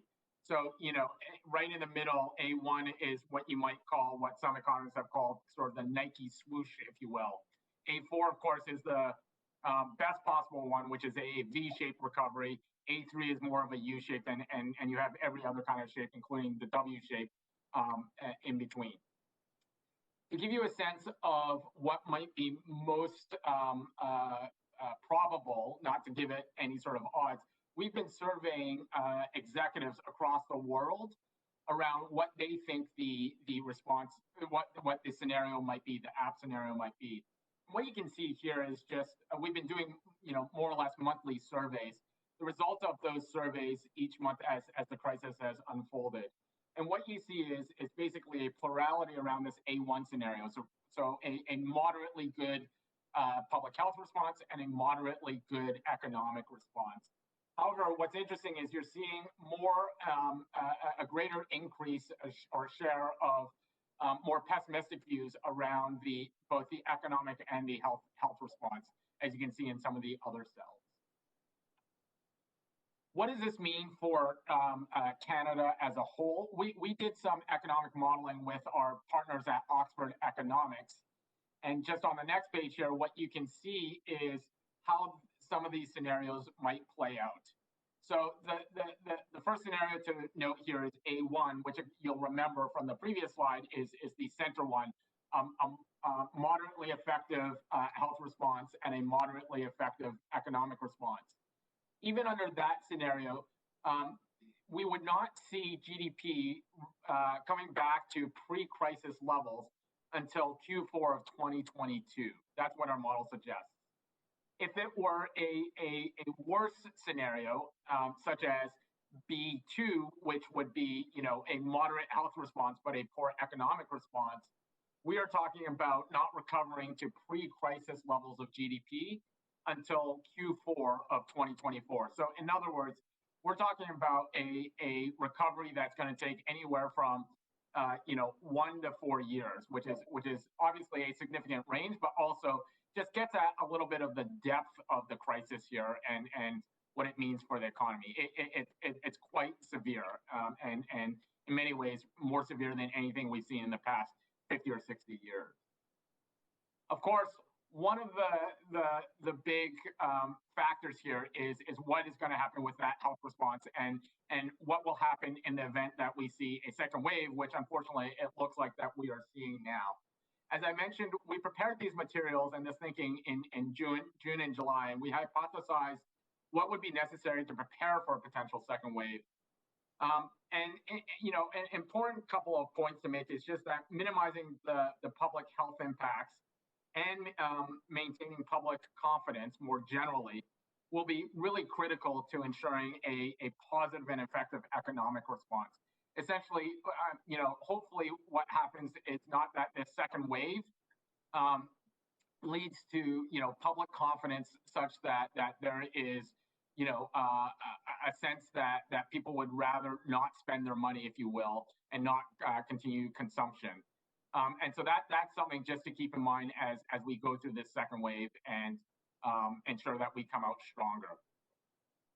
One question that we've been asked quite a bit, if we can go to the next page, please, Keith, to page 9, is just around when do we think this crisis might end from a public health perspective. And so our firm has done a little bit of modeling around when do we think the quote unquote functional end of the pandemic might be. We've defined the functional end as the end or the cessation of significant ongoing public health measures because they're not needed anymore to avoid future spikes in disease and mortality. So we looked at factors such as when a vaccine would be available in terms of approvals, its manufacturing, and its distribution. We've looked at what the uptake of the vaccine might look like, and as well as its efficacy. We've also looked at the efficacy of various therapeutics, which would help in treating the disease itself. Essentially, what you see here on this slide is a distribution curve of when we think the crisis might end in the U.S. And apologies for this being U.S.-centric, but I think we can extrapolate some of the similar conclusions for Canada. Essentially, the highest probability it would be in Q3 or Q4 of 2021 as the quote-unquote functional end. Now, that doesn't mean that it will end then, right? It's just the functional end, and there is a distribution, as you can see, of including a long tail that it could actually extend further beyond that, depending on some of the variables that I talked about. Let me shift gears a little bit to talk about, in terms of the economic response, what some of the lessons are from other jurisdictions and from past crises around how best to respond to the economic crisis. So we looked at, as I said, from the past century, other deep and serious economic crises, but we've also looked at other jurisdictions and scanned what they're doing in this current crisis to respond, to understand practices. I always caution around saying best practices, especially when we're talking about this current crisis, given that things are moving so slowly and we don't necessarily have a ton of evidence yet of what's working. But nevertheless, a few lessons from past recessions and past crises that I want to highlight here. First is that human capital is truly a key and critical lever. Governments can help individuals by ensuring that they're quickly reskilled to fill jobs that remain open. This was a particular dynamic that we saw after the financial crisis, where despite the huge job losses, there remained any number of job openings that remained unfilled because individuals didn't necessarily have the right skills, or employers weren't hiring, weren't able to find the right people for those openings. So thinking about how to connect people to those job openings, whether it's reskilling them or connecting appropriately skilled people to those job openings is key. Second point, which is perhaps a little bit obvious but bears emphasizing, is that vulnerable populations are often the most negatively impacted. So what we saw, for example, after every single recession, but particularly the 2008 crisis, was that lower paid, less educated workers were the hardest hit. And by the way, it wasn't just in terms of the depth, it was also in terms of the length of the recovery. That, of course, is not just an economic problem, it's a public health problem. It has many different facets to it. And so focusing on vulnerable populations is always a wise decision. On the business side of things, we did extensive research around what kind of companies recovered best. And we thought that this was helpful just as leaders to be aware of how business CEOs and other business leaders, private sector leaders, might be thinking about how they might be responding. What was interesting in our research was that companies that made the most aggressive strategic moves after the last financial crisis tended to be the most resilient in downturns. So, the ones that not just cut costs, but frankly were most aggressive in investing to grow, those that went on more aggressive M&A initiatives, those were the ones that actually did better at the end of the crisis. Now, that tends to be focused on larger companies. Small and medium-sized companies, of course, are different and unique in their own needs, and they deserve special focus. In Canada, for example, SMEs collectively employ 10 million people. and 1/3 of jobs, fully 1/3 of jobs at risk from the pandemic are jobs in small and medium-sized enterprises. From a government perspective, obviously, this is a multifaceted challenge. It's not just about a health crisis. It's not just about an economic crisis. But for governments, it's also a budget crisis, right? Tax levels have gone down.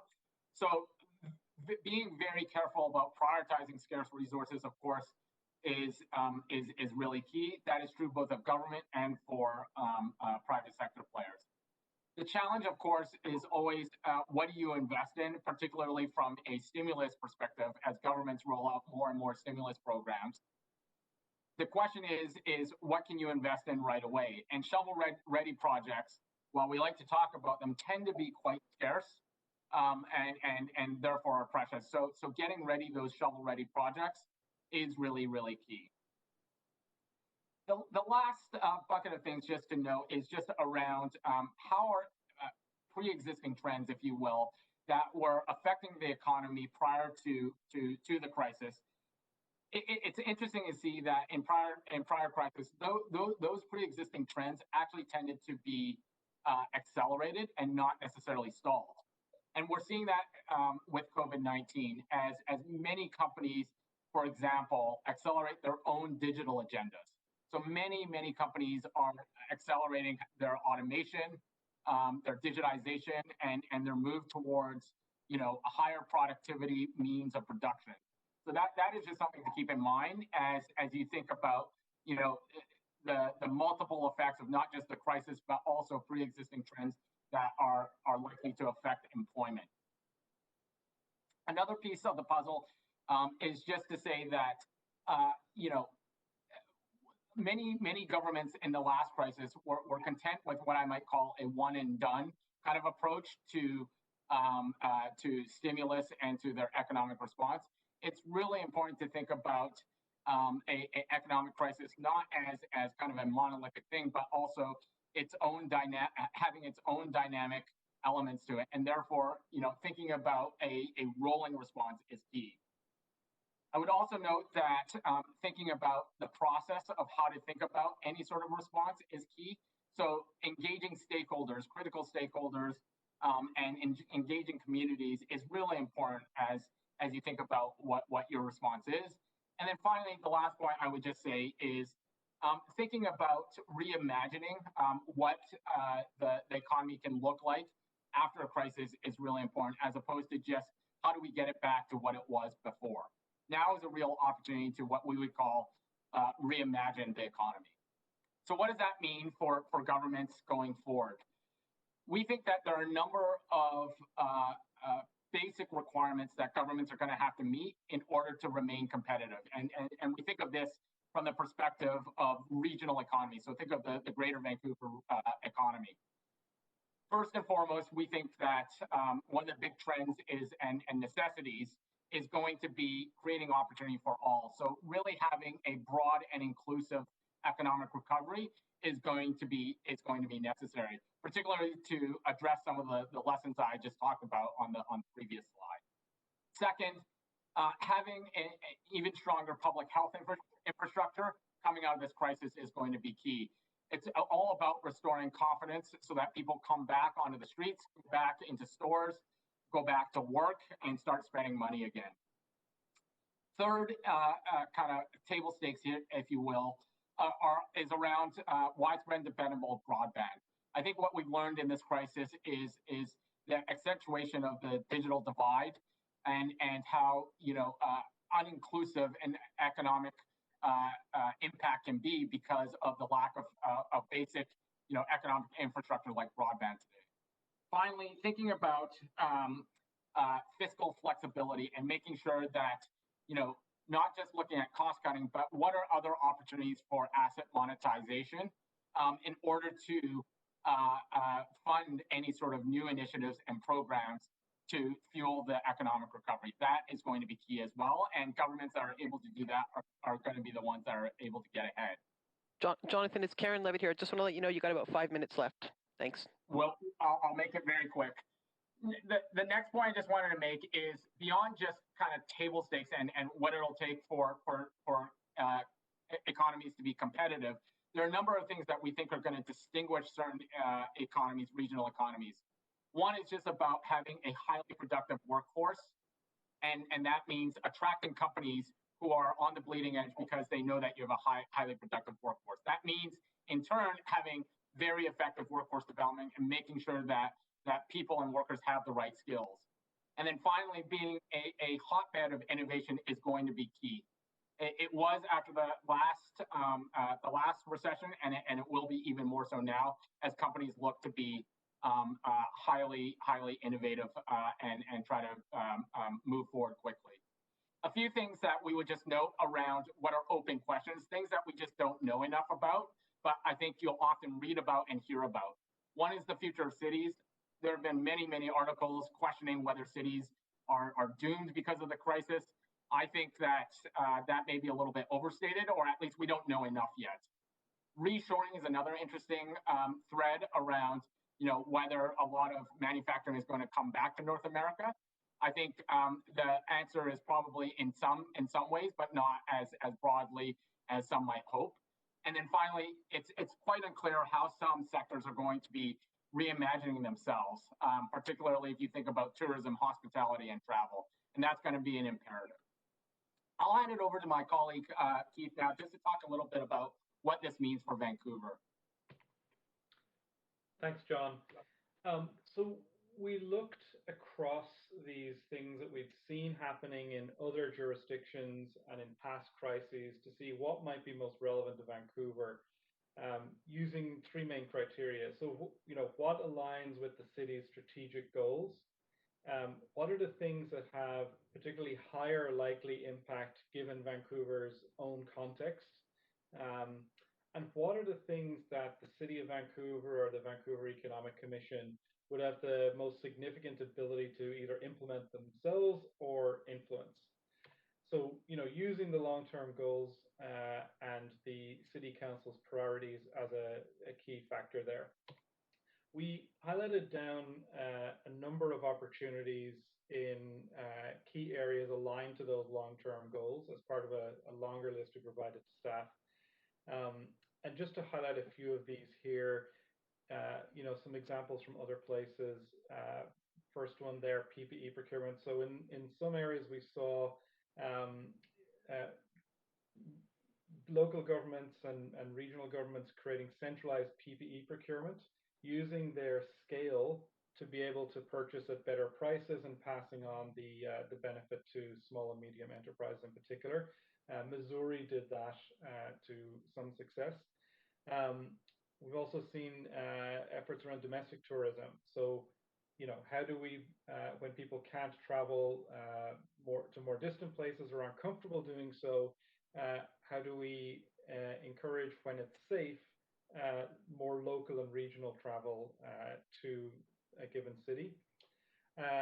And things like education. So how do we upskill those target and vulnerable populations that may need additional assistance here? We saw some significant efforts in that in places like Colombia, Costa Rica, and a number of US states where they were partnering with private sector organizations like Coursera to provide specifically targeted training and development for those in those vulnerable populations. So what does all of this mean at the end? As we said at the beginning, this is first of all a humanitarian challenge, and we have to prioritize lives and health first. We also need to work on livelihoods and protecting livelihoods. The crisis has impacted people, organizations, and communities in Vancouver, including the City of Vancouver itself. I think the city and the VEC have already started significant work in terms of supporting economic recovery and increasing engagement with all parts of the community. We've seen, the public plazas, the patio programs, the online resource portal, and the property tax extensions. And incremental to those, there are further opportunities that we've highlighted to staff. Based on those learnings from other places, many things are direct that city or VEC could do themselves, and other things are about using the power of advocacy and convening to bring others together who have the power to act. This is a rapidly evolving situation. There's many unknowns. We've seen it even evolving here in the last few days. But the city and the broader organization can play a key role as thought leaders to help the rest of the city, its communities and its businesses and its social organizations guide that economic and business revitalization and reimagining. So with that, I'll pass it back to Karen. Wonderful. Thank you very much. And I am going to take over the screen now to share a bit of a PowerPoint with you. I just want to say that work, thank you very much, Keith and John. It's interesting looking back at it from a November 2020 perspective. When we were working on this back in midsummer, a lot of it was not at all obvious. A lot of it now seems very obvious as we listen to it. So just want to put that in perspective. What I'm going to share with you here is a very quick overview of what staff has been busy doing on the economic and community recovery program for COVID. This is a much longer PowerPoint that I'm going to share with you today, and I'll explain what parts I'm going to talk to you about and what parts I'm going to leave to you, Council, and the public to look at your own discretion. I'm going to talk a little bit about the response and recovery program staff's been running since, I guess, March. The Council Committee on COVID Recovery that was run through the summer. The key recovery initiatives staff and council have implemented to date, and then some next steps. And then in the appendix, you're going to have a whole bunch of detail on the recovery initiatives implemented to date. So to start with COVID, I don't need to tell you what it's done to our communities and our economies. There's just a few statistics that focus on economic impacts, increased unemployment, decreased jobs, decrease in regional GDP, lost income for various groups, and very worryingly, a very large increase in hate crimes and racially motivated crimes, and specifically anti-Asian hate crimes. In terms of our response and recovery programs, we really have 4 pillars of work underway. We have our response, which is has been largely run out of our Emergency Operations Center. It's now been ported a lot into our departments, but that's our ongoing emergency response work. We have our economic community and recovery work, our restarting our own operations, which is largely done now, but was a very big piece of work through the last few months. And then what we're calling our Rethink Rebuild program to look at efficiencies and effectiveness and things we have learned through the pandemic that we can bring into our services and programs going forward. So the latter 3 comprise our recovery program with response ongoing. So just a couple of thoughts on our response program. There's an awful lot we could say about that, and Council's been briefed along all through the summer and into the fall on this work. But this just shows you our Emergency Operations Center activations, which went up to a level 1 for a few days in March, and then quickly jumped up to skipped 2 altogether and went to a level 3 activation, which is the highest level activation our Emergency Operations Center can have. Toward the end of the summer, dropped back down to level 1. And then now has jumped back up to level 2. So at the peak, when we were at level 3, we had 150 staff deployed to emergency response work, dropped back down to a monitoring function through the late summer into the fall. And now since about the early October, we're back on level 2 and actually still dedicating an awful lot of effort and time and staff resources to community emergency response. What that looks like for our organization and getting all the rest of our work done is as we contend with the second wave and the winter season coming in, we obviously continue to see an increase in cases, and we have changing weather, which means that there's more difficulty for those who are experiencing homelessness on top of that with the pandemic threat. And then we have a very significant demand for our emergency response services, and so we are constantly continuing to prioritize our city resources in the face of what the community needs and all the other normal operations that we've ramped back up as the first wave receded. And we have continued financial uncertainty regarding our budget and the budget constraints that have been falling out of the pandemic. So this all creates sort of a recipe for a very significant workload, the pandemic response, and the work that we're doing on top of that. Shifting gears now to the recovery program, the economic and community recovery. So this program we set up, I'm going to say in early summer, and the idea was to develop a program of focused work components to support and accelerate our local business and community recovery. This originally said following the COVID crisis, but in reality, we're doing it during the COVID crisis as well. So we've added that word to that little statement. And the way we're doing that is 4 different streams of work. I just want to start by saying that it's notable that the city's existing programs and services, just what we do day to day as a municipal government, our libraries, our community centers, our public safety services, our grants to social and cultural organizations, those are all very substantially supporting business and community recovery before we even turn our attention to any specialized purpose-built programs. And of course, some of that work in box 1 was compromised while we couldn't operate in our normal ways during the beginnings of COVID. And in some ways, we still are having to deliver those services in different ways than we otherwise would be, minus the pandemic. The second way we are supporting business and economic recovery is pivoting a lot of the work that we do toward recovery. So not business as usual. As council knows, we've pivoted our permit processing online in a very quick period of time and are having great success in doing that. Our digital open houses for rezonings, a lot of the Vancouver plan work moving to address COVID recovery. Then we have about 70 new initiatives that have been implemented specific to recovery, to pandemic recovery. A couple of notable examples is the temporary expedited patio program and the Making Streets for People program, plus 68 more. And then we also have developed as staff a list of about 120 other initiatives that we possibly could implement. Of course, the question would be, do they align with council priorities? What kind of impact do we anticipate them to have?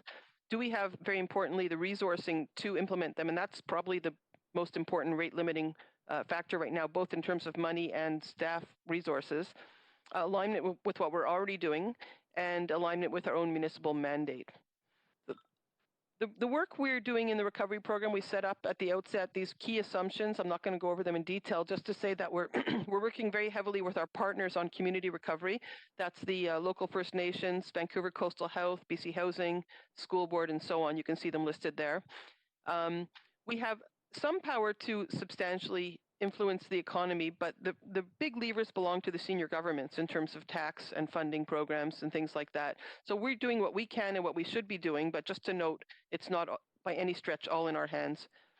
What is in our hands and what we're taking very seriously is using this opportunity to make it easier to do business in Vancouver. And that has to do largely with our own regulation, services, policies, and processes, which we're hard at work looking at and refining.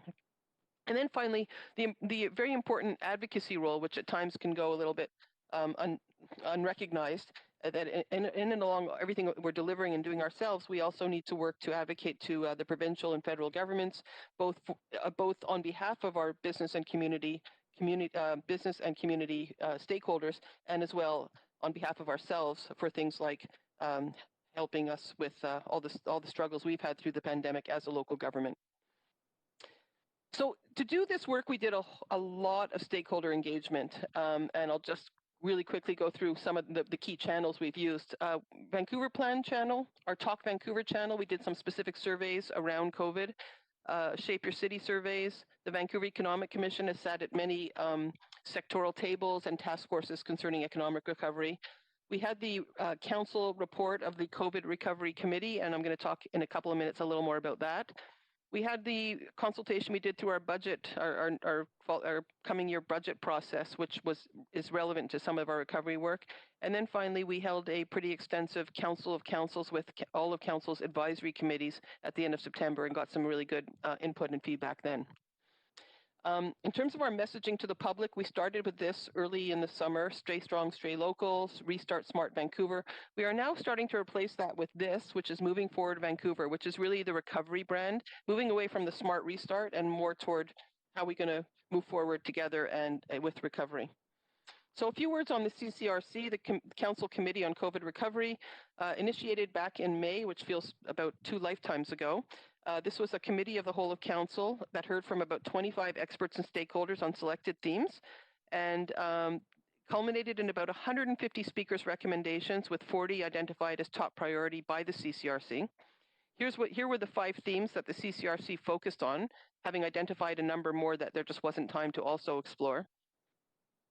And the direction we got from this council committee was to incorporate those 40 or so priority recommendations immediately into the work that we were doing on recovery, and to also give those consideration in the 2021 budget. And what you're going to see when you look at this PowerPoint on your own, it's not the part I'm going to get to today, is every one of the many initiatives that we've undertaken so far, we've noted with this little seal if it has a CCRC intersect, and most of them do, as you'll see in a minute. The other part of the instructions back to council were to evaluate the CCRC findings and integrate into our work as appropriate, and pursue the following further questions that CCRC could not get to, which has to do with increasing resiliency citywide, advancing our goals of service excellence, and taking what we've learned through the pandemic and applying it into the future as to how we operate as a very large organization. And finally, explore with council opportunities to bring more experts to council to speak on various topics. So in terms of what we've done so far, we have invested about $13 million in COVID response since March, and about $21 million in community and economic recovery. Now, it's really important to note, excuse me, it's really important to note that this is reallocated and external funding. We, as council knows, with our cutback revenues and implications of the pandemic, we've been very short on money through 2020, and so these funds are not net new. Just important to also note that there's a fair bit of confusion between these two terms, response and recovery. So we've come up with some sort of systematic way of defining the two. Response being actions to address the acute issues, risks, and immediate impacts of COVID. That's kind of the emergency stuff.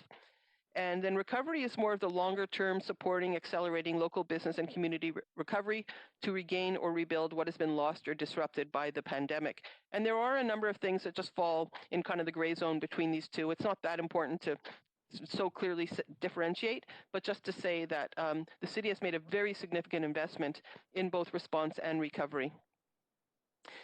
So in terms of initiatives to date, because of time, I'm not going to be able to share all these with you in detail. You do have in the appendix of this report detail on every one of these. There's about 30 initiatives, and actually under some of these, there's even more. And I've just divided them up into, or categorized them according to council's priorities. So you can see, scanning in what we've done in terms of our core services, affordability and housing, a whole lot of work on protecting and supporting our local economy, a whole lot of work on equity and social issues, and work on climate change. Now, this is just all work relating to business and community recovery. I'm not going to go through this list, but you can see it's a really full list. With council's done a whole lot to support our business out there with recovery. And just circling back for a minute to the Council COVID Recovery Committee, it's important to note that over 90%, or about 90%, of the initiatives the city has implemented to date are aligned with the recommendations council heard from those presenters to the CCRC. So there's very good alignment there. Just in terms of next steps, just a couple last slides. I think the first thing to say about next steps is everything we're doing has a pandemic lens on it right now. And so whether it's called a recovery initiative, or it's a specific net new thing, or it's something we've been doing for years, we're just thinking about COVID as we do everything right now and supporting our residents and our businesses in recovering from the pandemic. In terms of what we're doing next, so this is the update today. In January, we're going to bring a report back on the CCRC, the Council COVID Recovery Committee, back to council. In Q1 as well, we will bring a final report of the COVID-19 recovery program, the work I'm sharing with you today, to council. And of course, that's not to say that our work will end in Q1. I think it's fair to say there'll be recovery work going on for many months, if not years to come of our lives. And we will continue to bring work to council, one-off recovery initiatives, or through regular work streams that we're reporting back to council anyway, and we'll just highlight where that COVID recovery efforts are taking place. And then, of course, in addition to that, we'll just keep implementing and continuing with those COVID recovery initiatives that are already underway, which you'll be able to see in this appendix of this PowerPoint.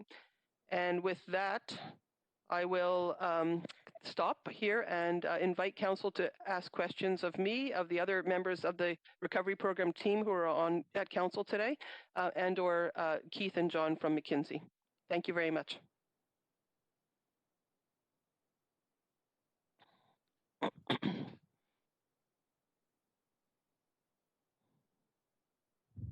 Mayor Stewart, are you on the line? Sorry, just having trouble with my mute button there. Thank you very much for your the presentation. And I'm going to go to council now. We have 3 councillors on the queue so far for questions. Councillor Hardwick, up to 5 minutes. Go ahead.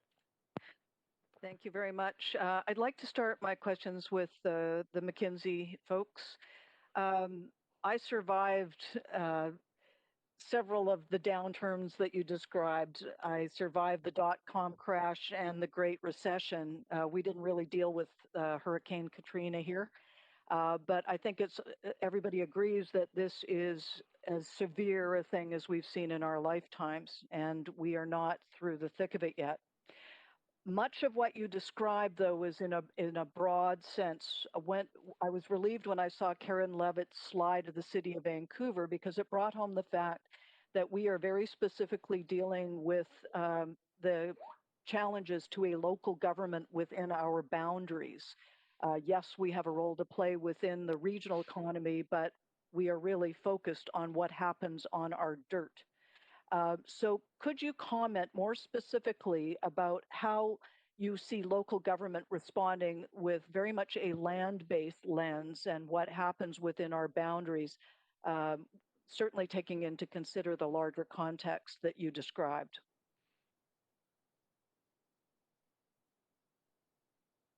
This is John. I'm happy to start and welcome Keith to pile on here. I appreciate the question, Councillor. I think that what we're seeing in terms of what local governments are doing is actually very similar to everything that you all are doing and what Karen noted. I think a couple of thoughts and themes here.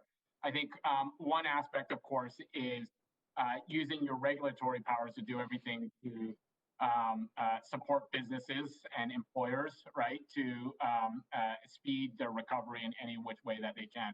Whether that makes it, easier from a licensing and or inspections perspective and the like, which I know that you all are doing. That obviously is a key thing. But thinking about even beyond the immediate response, what does that mean longer term, and how do you actually promote that as a normal way of doing business, if that makes sense, right?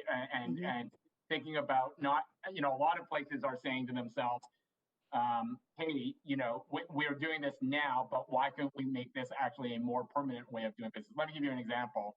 In New York City, limited time. Unless we're going to have another round of questions. Apologies. Let me go quickly then.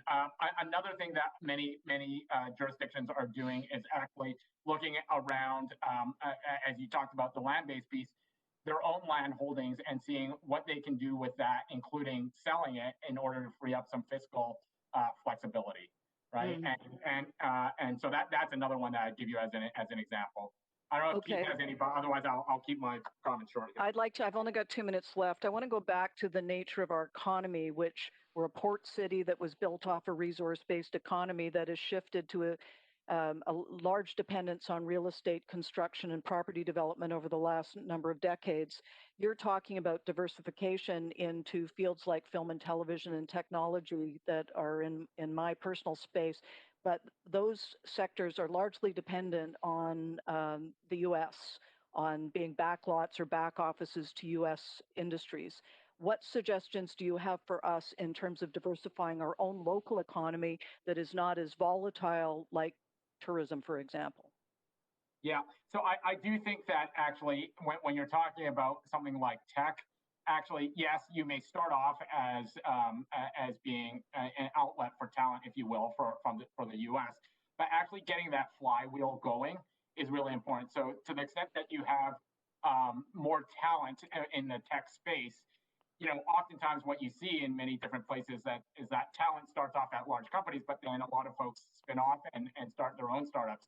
So I think it's actually important to think about the entrepreneurial ecosystem and thinking about how do you actually advance and mature some of the the new sectors so that they stand on their own and it's mutually reinforcing and getting that flywheel going. So then focusing on entrepreneurship, the creation of new goods, services, or experiences. Correct. Yes. I take your point in that, but I also come back to the fact that we're 115 square kilometers between two boundaries, and we have limited ability to be able to do that.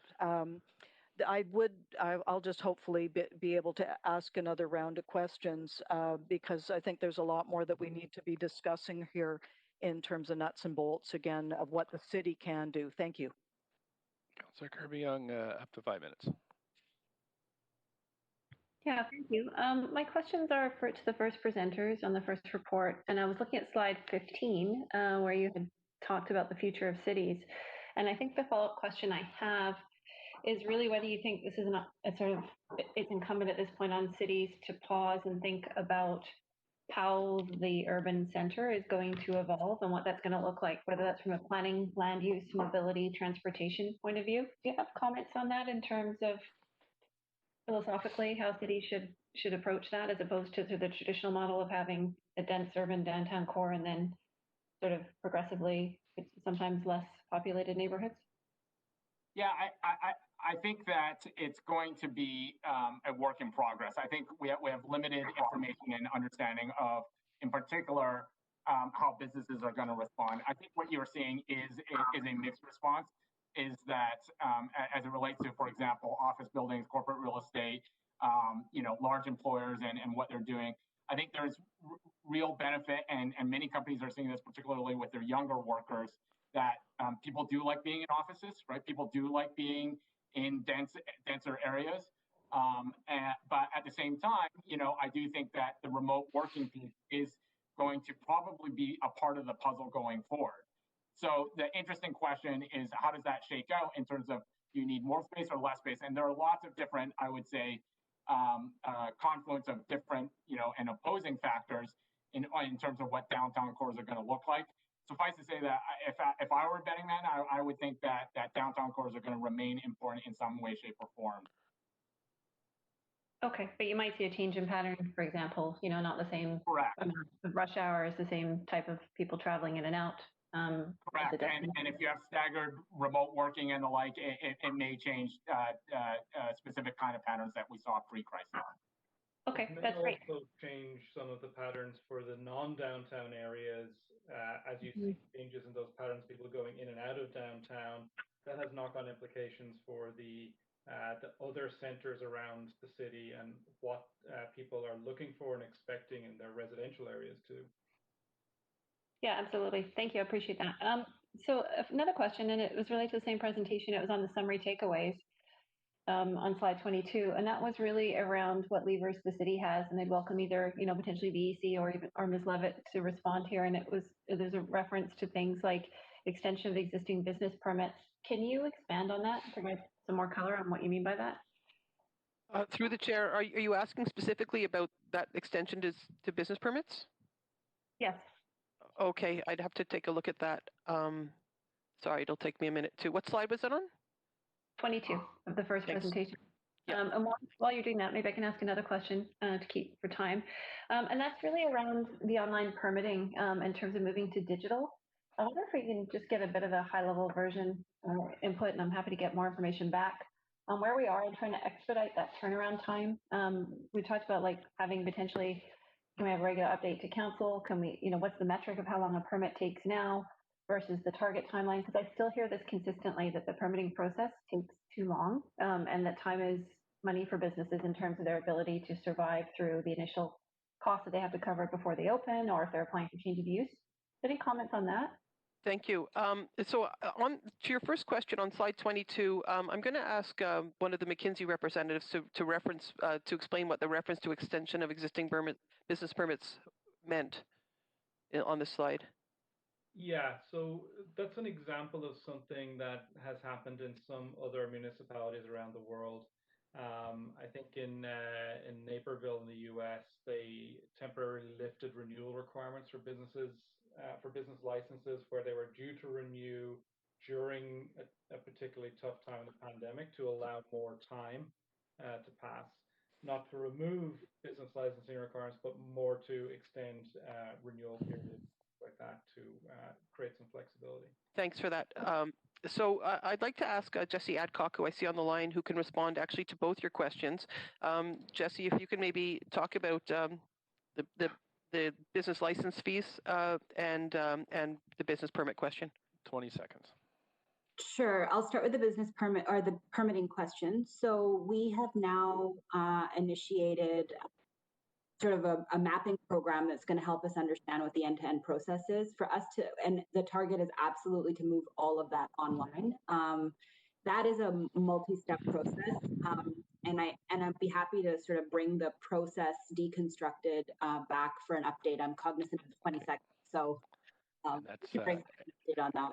Thanks. We're at the 5 minutes. Council, we're at 25 after 3. We have a 3:30 hard stop. We could extend for 5 or 10 minutes, but the clerks need time to just rejuggle to get the next session going at 4. So obviously we'll have to come back to this item, but I suggest we perhaps just take we either stop now or we take 1 or 2 more questions. We'd have to extend though to do that. I'm fine with coming back to this, Mr. Mayor, and I move to when would the time be that we would recess and continue the debate on Thursday? Is that right? Clerks, it's Thursday at 3, right? Mayor Stewart, yes, that will be correct. Great. Okay. Mayor Stewart, Karen Levitt here. Just to point out that we don't have McKinsey booked for Thursday, so this is probably Council's opportunity to access them if you have any more questions for them today. Yeah, and maximum of 14 minutes. So if anybody, perhaps if we, Councillor, I just see Councillor Dominato on the list. Did you have any questions for McKinsey? I did, and I can be brief with my questions. Okay, let's go for that then. Go ahead. Okay. Just, yes, 2 questions. I just wanted to follow up on, I had the slide up for a moment there. You talked about remote working and that we really don't have a full sense of what that's going to look like, and that there's still an appetite for businesses to have head offices and have people meeting.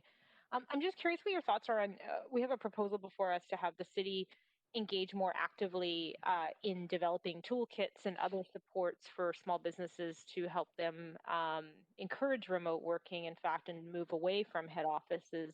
And I'm just curious about what your perspective is on that from an economic standpoint, because it came as a surprise to me. It's almost sort of signaled we're not open for business. And I'm just wondering what your thoughts are on that. Sure. Can I clarify? It's signaling that the small businesses are not open for business, or? No, what it is a proposal for our staff to develop a toolkit for the private sector around remote working and encouraging remote working, which to me then suggests that we're not wanting to have people work in our downtown core. Got it. So I'm curious about that perspective, because it surprised me to see sort of that be a city-led initiative. I see. I think it's a combination of things. I think that, listen, some sectors have realized that they can do a lot of their work remotely, and so they're, for cost reasons, they're probably going to shift that way. Other sectors realize their people want it, but I think more broadly, I think there is more of a sense of choice that workers and employees are looking for. So it's not necessarily an all or nothing around 5 days a week fully remote or 5 days a week fully in the office or at place of work. So it's probably going to be much more of a blended future. Is I think, again, all this is a little bit speculative as we see how all this kind of evolves. But I think that the current perspective is a little bit around a blended future for us. Okay. I appreciate it. And I have one second question, last question. Just have 1 minute left. That's the. And it's around your slide about learnings, and it talked about prioritizing lives and livelihoods as well as accelerating business recovery. And just what your perspective is on, in light of, you said 1 to 4 years for COVID recovery, of at this time, and if we're thinking about livelihoods, adding additional costs to people's livelihoods and to their day-to-day living.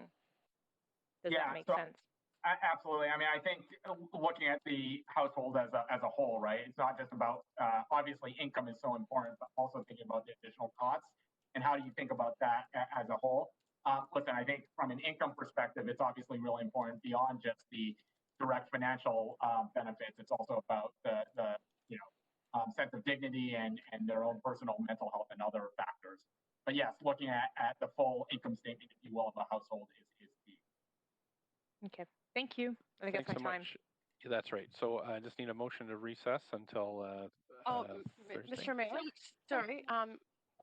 I was going to do that motion, but then I was on that list before Councilor Dominato, and I wasn't informed that I would only have this time to ask the Mr. Law, motion for example. to extend then for 10 minutes.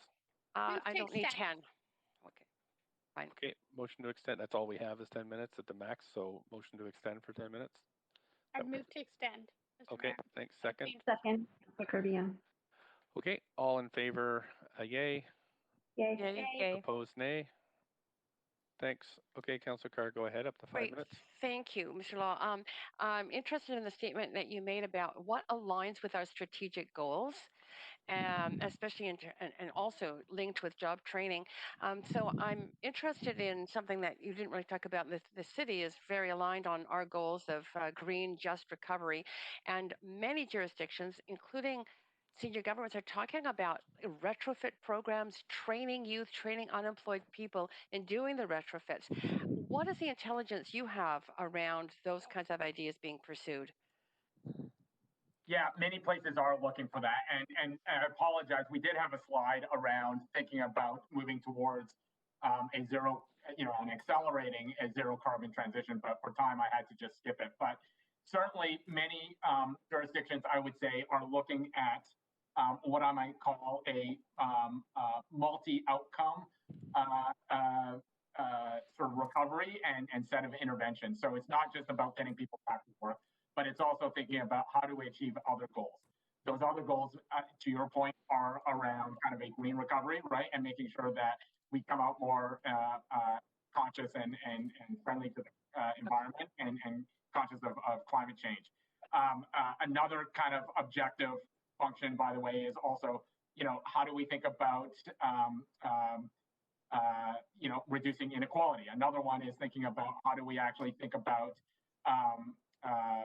creating more companies and having that entrepreneurial flywheel going, right? So absolutely thinking about retrofits, thinking about, particularly as you think about stimulus programs, and understanding, obviously, you are so dependent upon other jurisdictions for funding and the like, but thinking about public transportation, for example, right, and the like.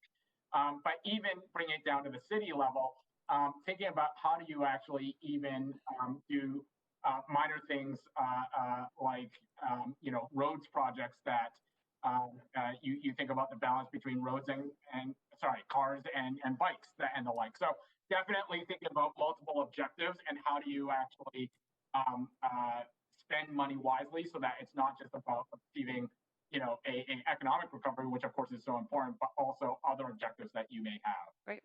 Okay, awesome. Thank you. And one last question. Could you give me some good concrete examples of asset monetization that funds new initiatives and programs in recovery? Yes, definitely. So it's very dependent on different jurisdictions and what kind of assets they may actually have on their balance sheet. So we work with different jurisdictions where, for example, they have high, what would otherwise be kind of Class A office buildings, but are not fully utilized, for example, right? And you could either rent it out or sell it, right, to tenants who would pay more and move those operations elsewhere because there's no need for them to be in kind of high traffic areas, for example, right? That's one example. Another example is some operations that are legacy operations where, I'll give one example is a halfway house that happens to be on really, really prime real estate, right? So, and again, it doesn't need to be there anymore. It wasn't, initially when it first was built, very valuable land, but now is. And so reviewing that. Another one is looking at air rights, right? And thinking about various air rights and whether upzoning and selling some of those air rights could be done. So anyway, there are a lot of different kind of opportunities, merchandising and selling ad space in different areas, right? Those are all assets around what government has in terms of, using its space, using what it owns in ways that can bring in more revenue. Thank you. Great. Thanks. Councillor Weeb, you'll have just 5 minutes. Okay, I just have one question. You talked about inclusive growth, which I was really interested in as part of going through an equity lens. What initiative and programs do you see could work for the City of Vancouver? It's a good question, and I think in some ways you are highly hampered by the levers that you have to pull, right? But I think and so I'm going to give some examples that probably would require some coordination with other levels of government and including funding and or working with the nonprofit and social sector, right? So a key one, for example, and government has the power to convene, for example, which is highly powerful. Let me give you one example that is a common one for inclusive growth. Is focused on reskilling and upskilling, right? And for particularly lower income folks, really trying to mine their skills, especially if they have been laid off or are unemployed now, and thinking about what are jobs that they can enter into that will get them on a better pathway, right? That has higher income and better job prospects. So that is one from the inclusive growth perspective. Another one is focusing whatever initiative you have, it doesn't matter what kind of initiatives they are, with particular outreach to vulnerable populations and to populations that have been historically underserved, right? And really making that concrete outreach open to all, but perhaps with an extra focus on the outreach and access to those populations. That's another way to have that kind of inclusive growth. Perfect. Thank you very much. That's all my questions. Thank you. Okay, Council, that's it for this speakers list. Just to remind you, there's no decisions on this.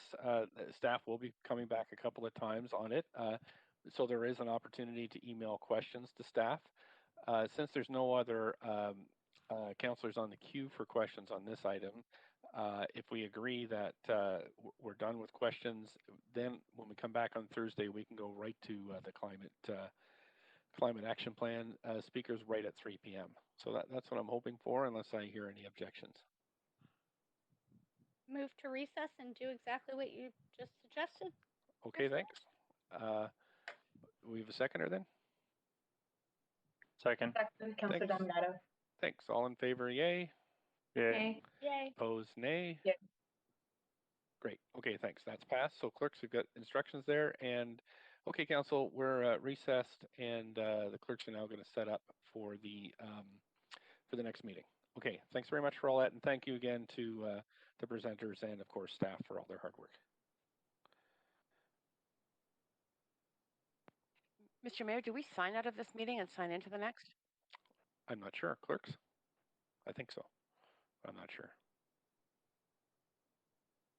Councillor, you have a separate WebEx for the quarter revision. Thank you.